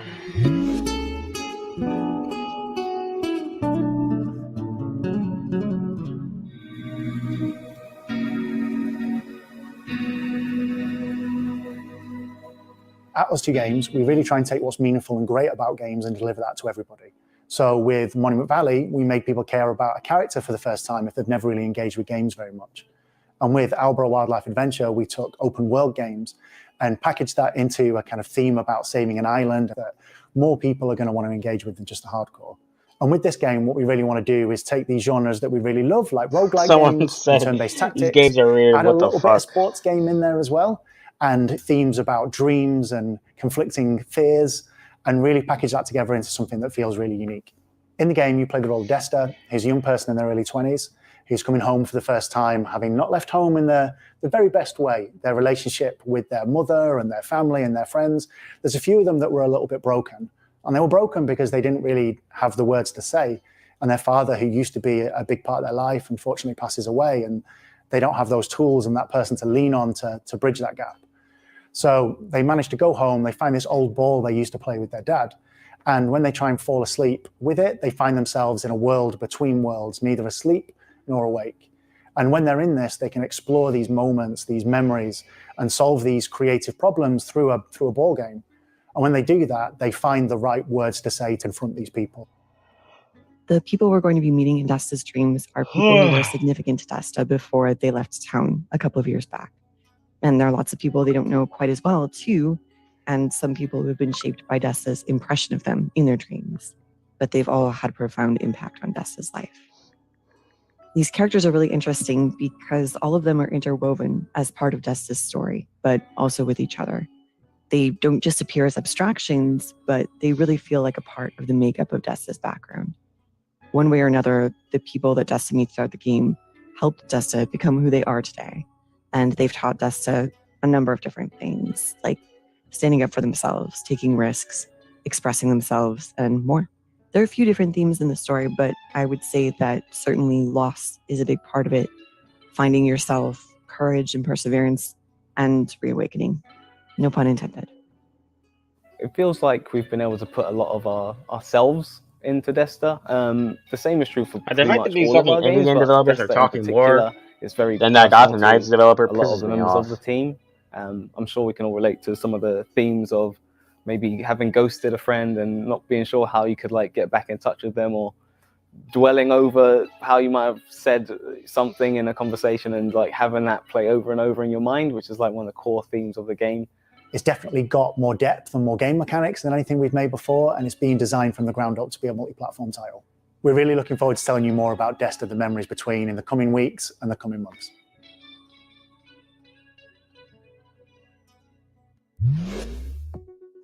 This next game is called Shim. It's a shadow platformer. It's still You're a going? little blobby character platforming around inside shadows, and a game with a really cool minimalist graphic art style. I hope you like it. Hi, I'm Ewout and I'm the developer of Schim.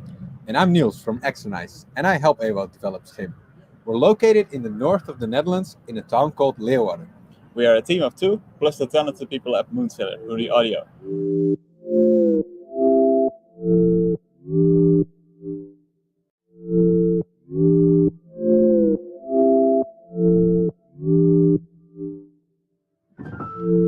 Schim is a game where you move around in shadows. You play as a Schim, a shadow creature. Oh, that's actually pretty interesting. As a whole, Schim is made to be approachable for a variety of players. At its core, it's about jumping around in shadows and platforming towards the end of a level.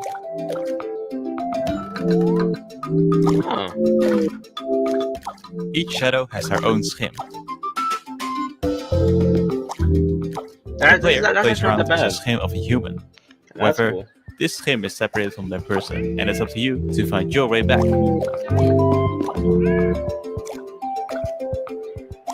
In the game, you will also help other schim characters who have also been separated from their shadow. You can help them by finding their object.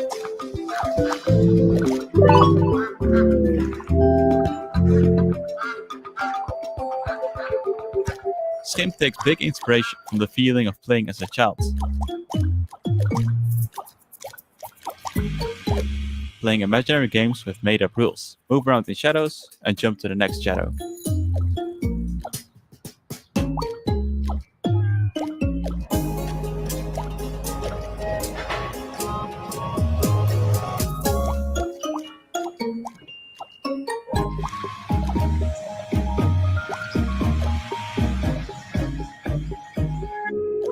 Yeah, that's actually not that bad.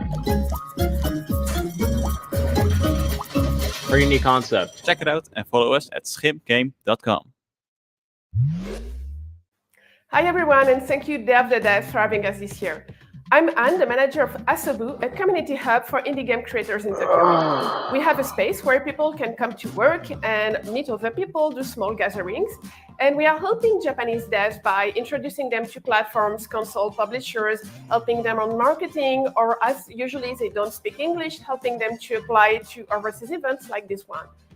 And we're also doing a lot of online contents and streams, like our big Asobu Indie Showcase, which will be aired this summer in English and Japanese, or our monthly stream Indie Collection, and podcasts, and many other things you can check on YouTube and Twitch. But first, let's check two really cool Japanese titles.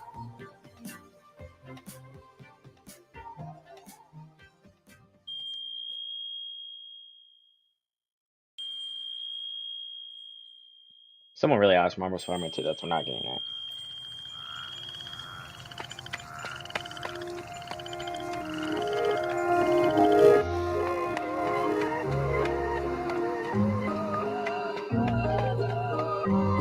Fox and Frog Travelers, The Demon of Arashino Island. Sounds like the Mario Kart new new Japanese music. Japanese-inspired atmosphere.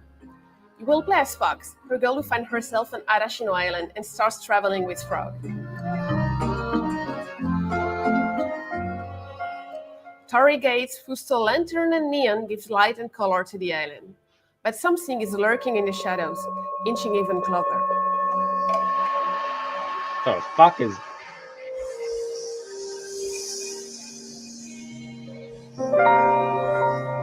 Oh. Fox and Frog Travelers is developed by Rias, an illustrator and concept artist that came up with the idea for it, based on one of his illustrations.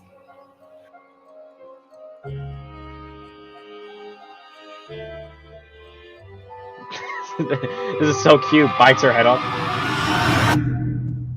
Fox and Frog Long Journey Through the Night is planned for release in a few years. A few years, jeez. And Goodbye World.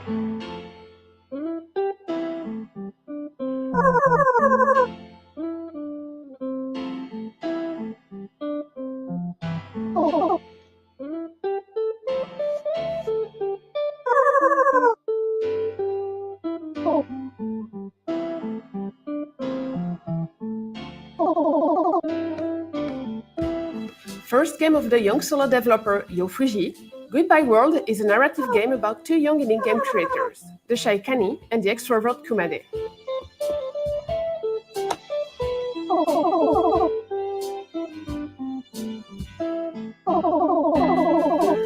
Mixing influences from comics like Ghost World and games like The Beginner's Guide or Mother 3, Goodbye World is a tale about the passion and struggles that comes with game creation.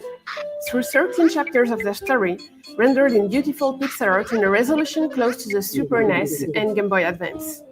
That's actually interesting,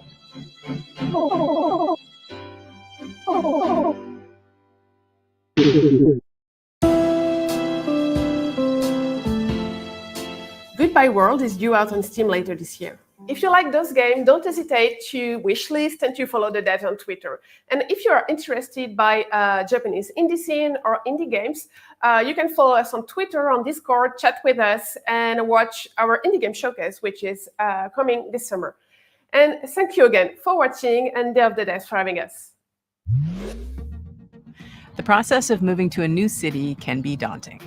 Our next game, Birth, from solo developer Madison Carr, who hails from Chicago, explores the idea of quelling loneliness through this puzzle adventure. Hi, my name is Madison, and I'm making a game called Birth.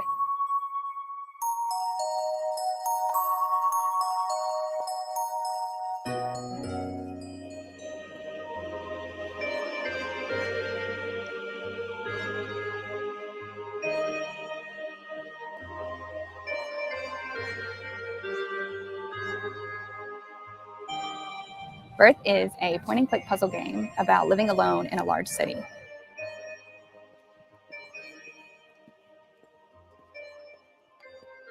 In order to quell your loneliness, you decide to create a creature, a friend, a Is partner this literally for going to be yourself like it for like the by next like collecting hour spare though? bones Because and we have organs that the you other find shit at while 6. traversing the city.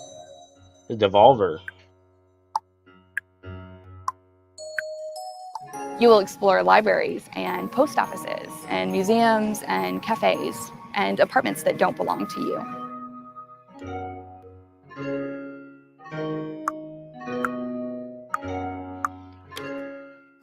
In each of these buildings, you will meet creatures, and you will get to know them by searching through their personal belongings.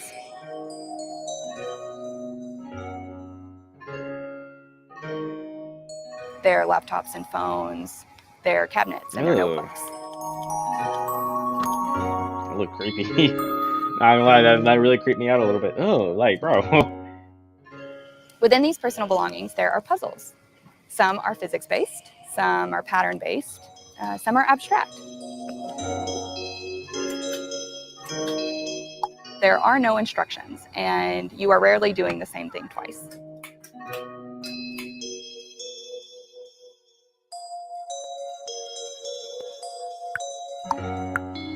Alongside the main game, there are optional hidden tokens that you can find to unlock secret buildings and treasures.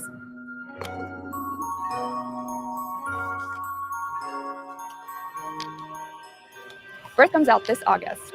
I made this game with my whole heart, and I hope that you like it. Someone said these characters be like skull, the skull emoji. That's hilarious. Cause they have like how is some of them missing their nose and the other ones have like giant noses. Puzzle games are pretty interesting though. But nah, man, that one indie game, like there were like probably like 3 indie games that I really liked.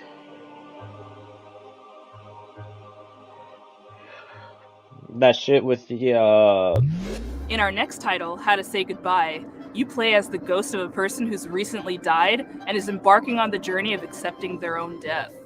The mechanics underscore the message that there's always a way through grief.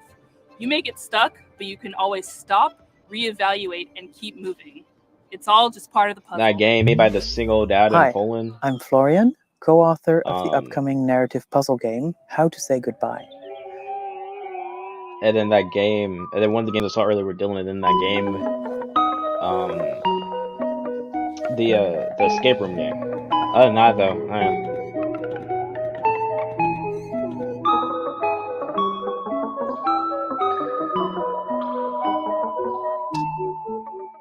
In How to Say Goodbye, you help a group of quirky ghosts overcome various obstacles and conundrums by reorganizing the level as you like.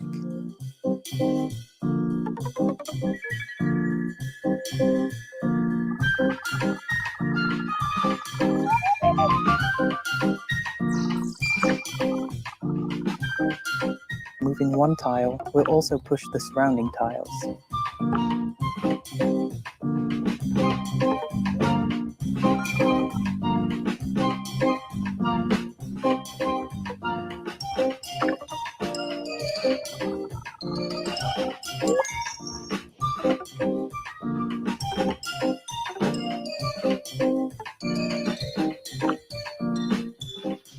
The puzzle elements are only moved around, but never removed, So, just like a Rubik's Cube, the puzzles never end up in a state where you can't solve them.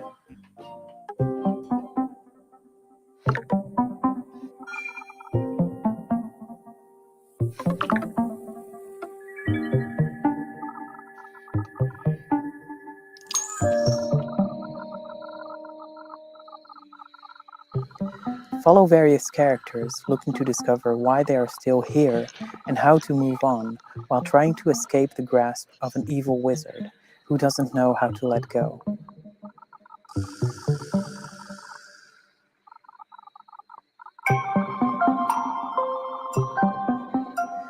How to Say Goodbye tells a story of loss and grief, but we intend the experience to be as gentle, kind, and positive as possible.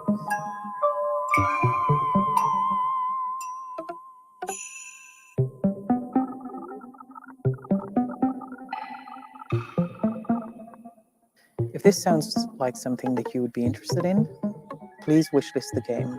It would mean a lot to us. Thank you.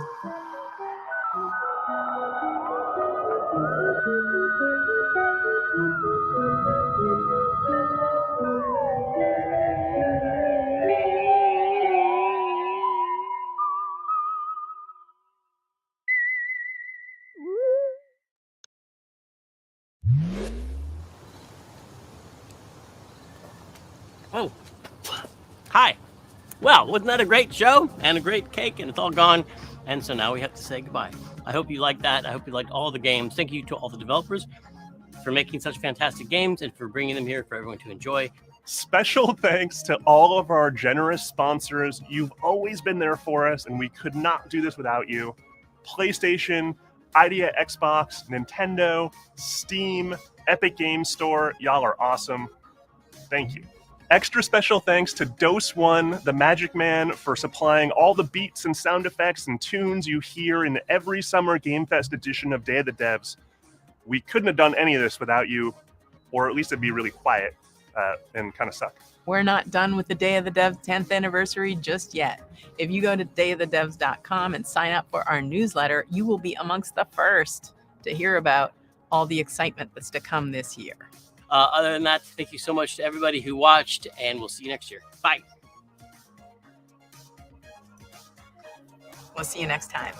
Aha! You thought it was over, but it is actually not. Day of the Devs continues with a special after-party performance by the one and only Peter Berkman of the Anamanaguchi fame. He's debuting new music from a game you've probably never heard of. It's called Little Nemo and the Guardians of Slumberland. And the reason you haven't heard of it is because it's debuting on Kickstarter at this very freaking moment. Enjoy. See you later. Thanks for tuning in to Day of the Devs Summer Game Fest Edition. Bye.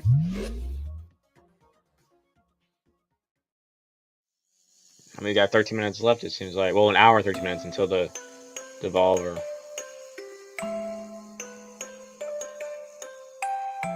Is this fucking copyright?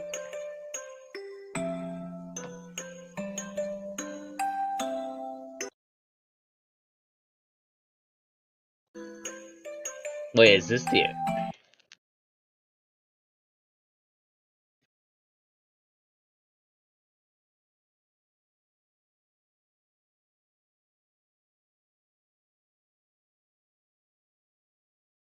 Okay, that animation is pretty fucking good.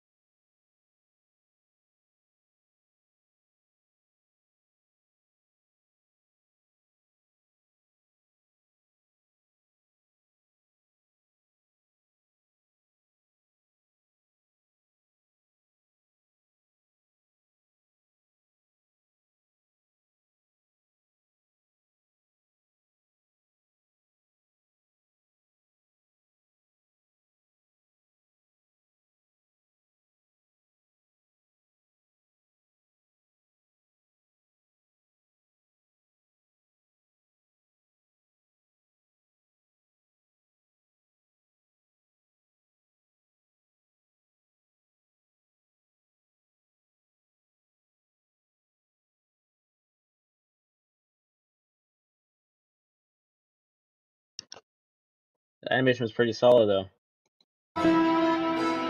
Yeah, it's still going on.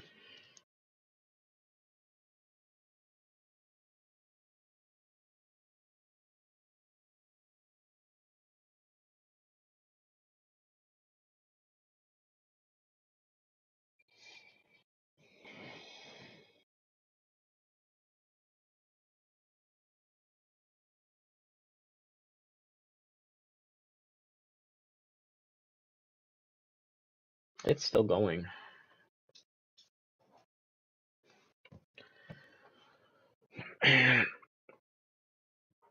Ugh. Yeah, if there's an indie game showcase, why didn't they just save all the indie games for that? This was literally just all space games and indie games. I know people thought fucking Silk Song would be in here, but what the hell is this now?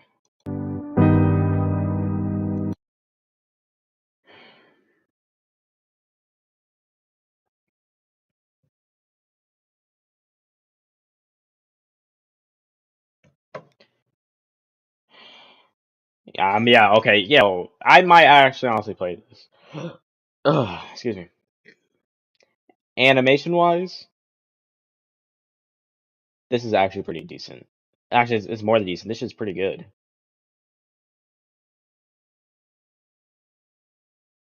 I don't know what's up with this shit, though.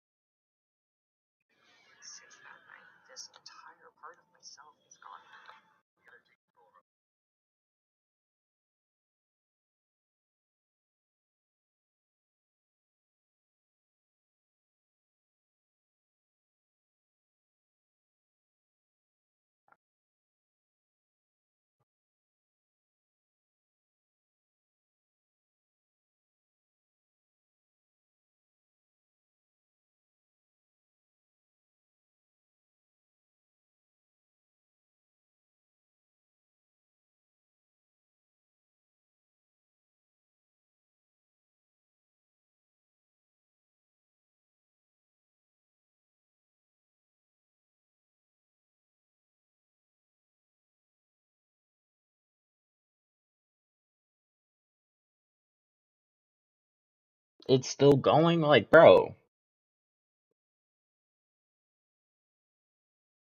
I mean, I get it. It looks cool. Like, move on.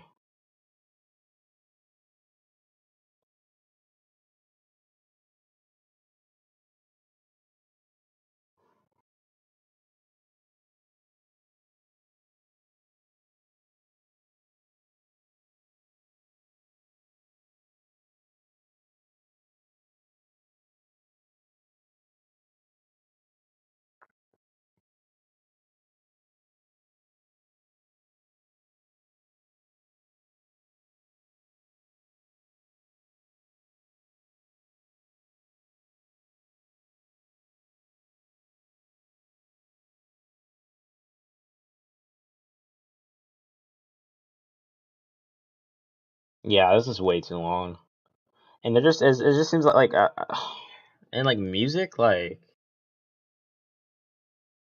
this is just the after party? Yeah, I'll react to the video, you're right. I'm just on my phone real quick. I'm reading something right now.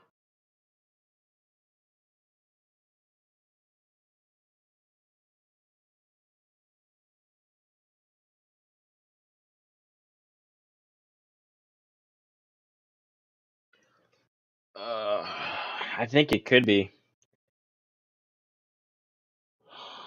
What am I looking up again? Let me see.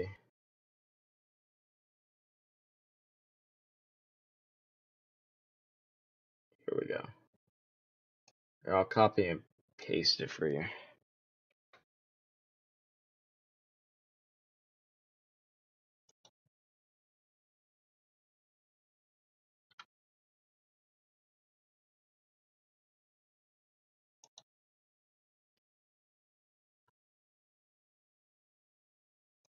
Alright, well, give me a second. My PC's acting slow as fuck right now. There we go.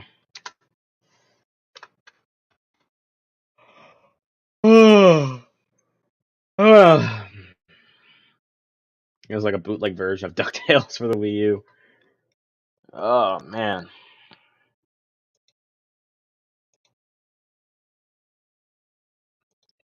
Okay, what the fuck, man? I'm gonna stop sharing it. Because, yeah, my PC's starting to act up a bit. I don't know what the fuck is going on. It's acting so slow.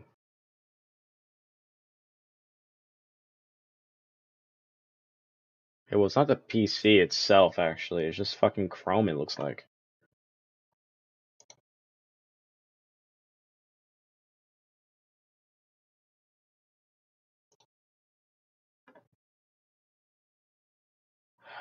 Bro, what the fuck is the Wi-Fi acting up?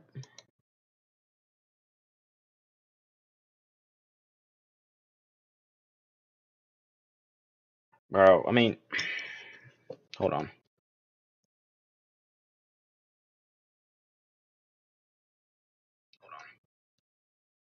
Okay, I mean, I don't. If my Wi-Fi was acting up, then I would have faded out by now. I think it is just my PC acting slow. There we go. Fuck. Okay.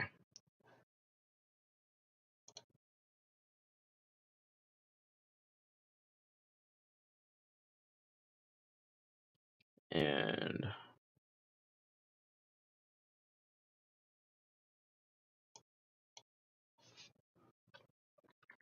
okay.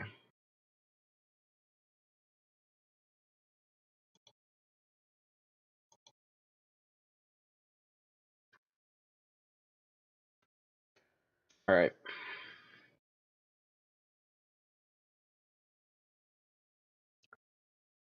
Yeah, I have it pulled up. Which one is it?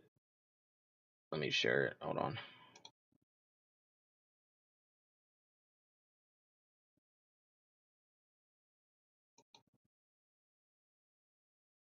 Yeah, fuck the Summer Game Fest. That shit was garbage.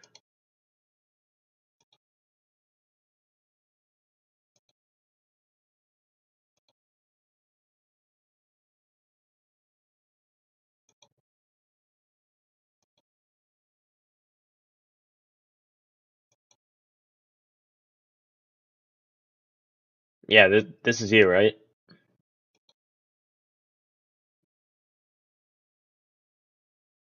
Oh wait, this is not you?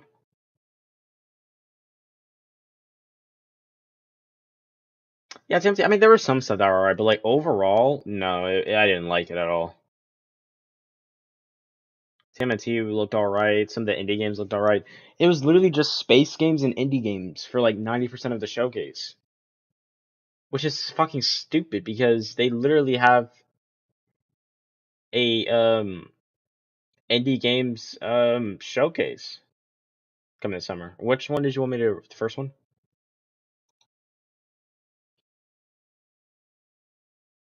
We'll see if I have time. What the fuck happened to my? Oh, I forgot I muted it.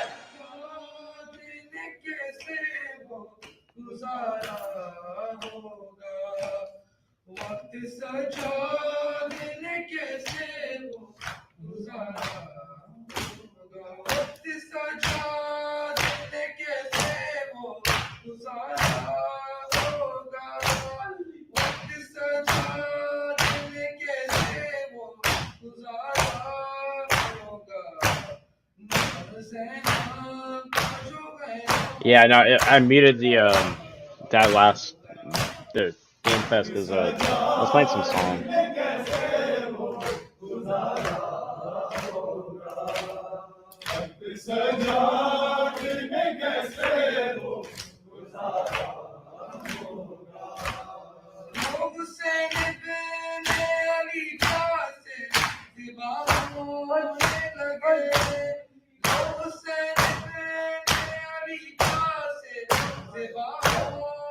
God damn. Y'all all stomping the shit out of y'all chests.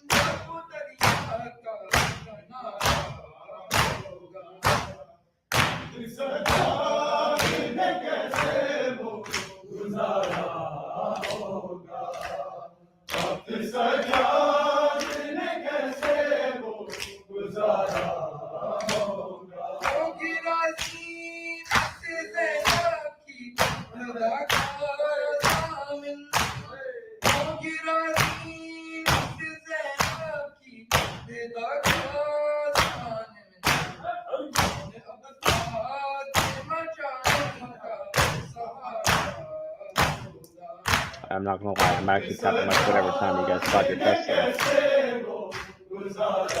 That's a nice rhythm.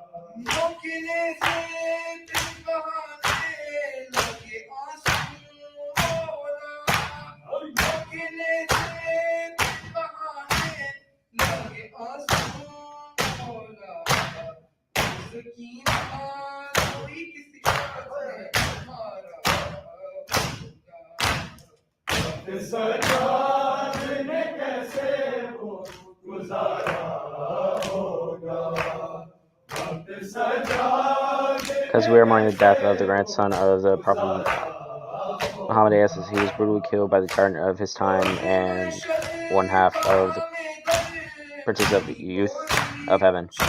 What was this?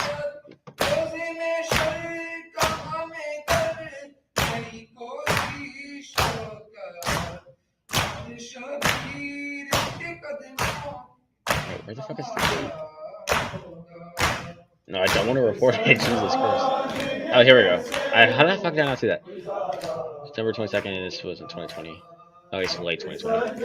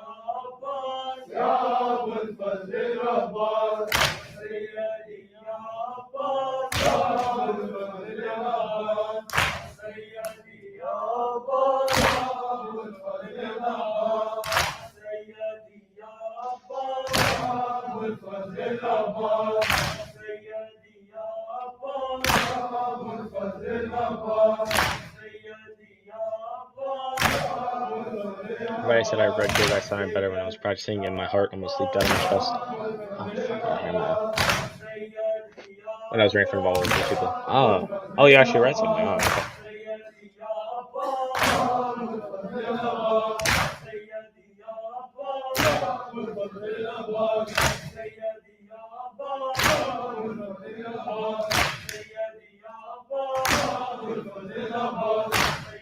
And you said this is your channel, right?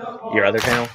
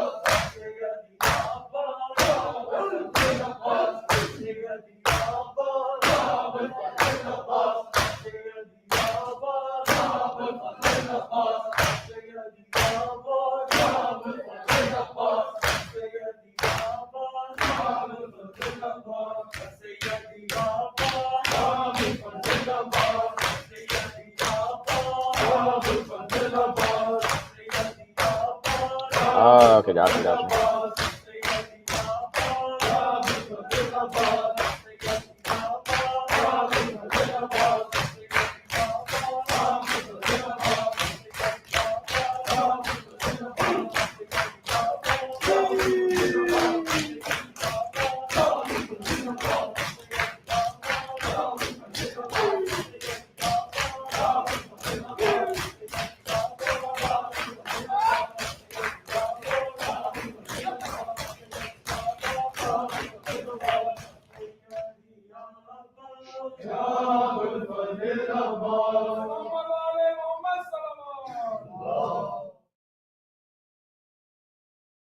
Okay, well, Mohammed, thank you for sharing that with us.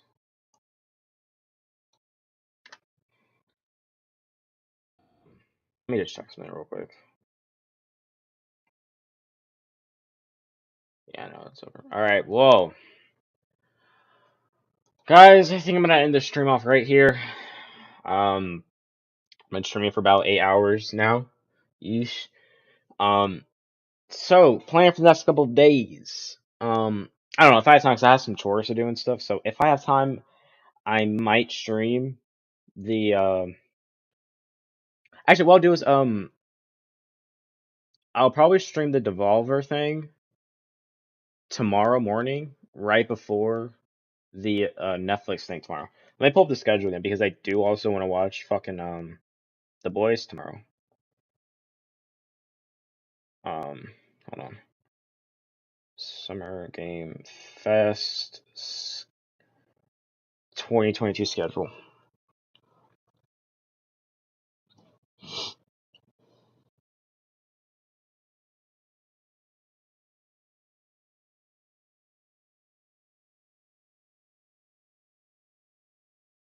Yeah, the Devolver Digital. So apparently it's actual game announcements. And we have apparently celebrities, so I mean I might watch that. We also have the IGN Expo at 12 tomorrow. That's gonna be from 12 to 1. Do we have Netflix Geek Week? And we have the Tribeca Games shit. Depending on how long the Tribeca Games is, will depend on how long I can watch it. Because I have to go to work that day, or I can probably just catch some of it. But yeah, so that's gonna be it for me, guys. So yeah, so the plan tomorrow, I'm probably gonna get up, I guess, around 9 o'clock ish. Get up at 10.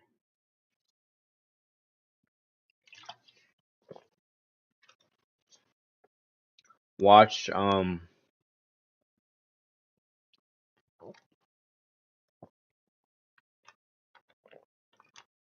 actually I might get up at 8 again just to watch The Boys. I mean, hold on. Cause what's the release time? Cause I might just like stay up. Cause I am gonna stream on Twitch tonight. The Boys. 3 times 4 release time.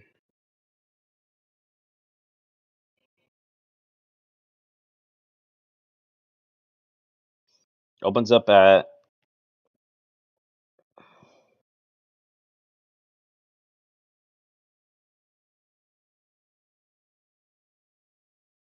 It's 3 a.m.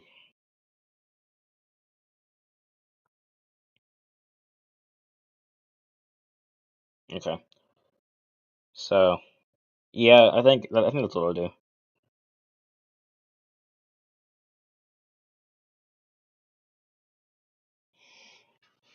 Yeah. So I'll probably stream what's tonight on Twitch. Well, for me it's 5:10 p.m. right now, so probably about maybe 9 o'clock, 10 o'clock. And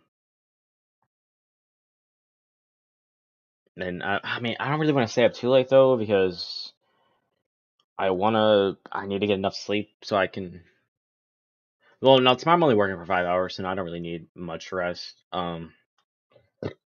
So yeah, so I'll probably stream until 3 a.m. I guess. And then I'll probably get up. I'm trying to think. Let's get 3, 4, 5, 4, 5, 6, 7, 8, 9. Yeah, I'll probably just get up at like 9:30. Oh no, because the thing is with the boys, I'm actually end up going to bed till like 4. I think about it because those episodes are like an hour, 4, 5, 6, 7, 8. I'm just gonna get like a 5-hour rest. It's all good though. I want to because it depends on how long the Devolver Digital event is. Oh god damn. Yeah, so depending on how long the Devolver Digital event is tonight, because if it's like just like an hour, then yeah, that's fine. So yeah, I think I'm gonna go. But thank you guys so much for watching the stream. Super long stream, 9-hour stream, crazy, right? Anyways, you guys have a great rest of your day. I'm Morrison1, and I'll catch you guys tonight on Twitch, hopefully, or tomorrow. Peace out.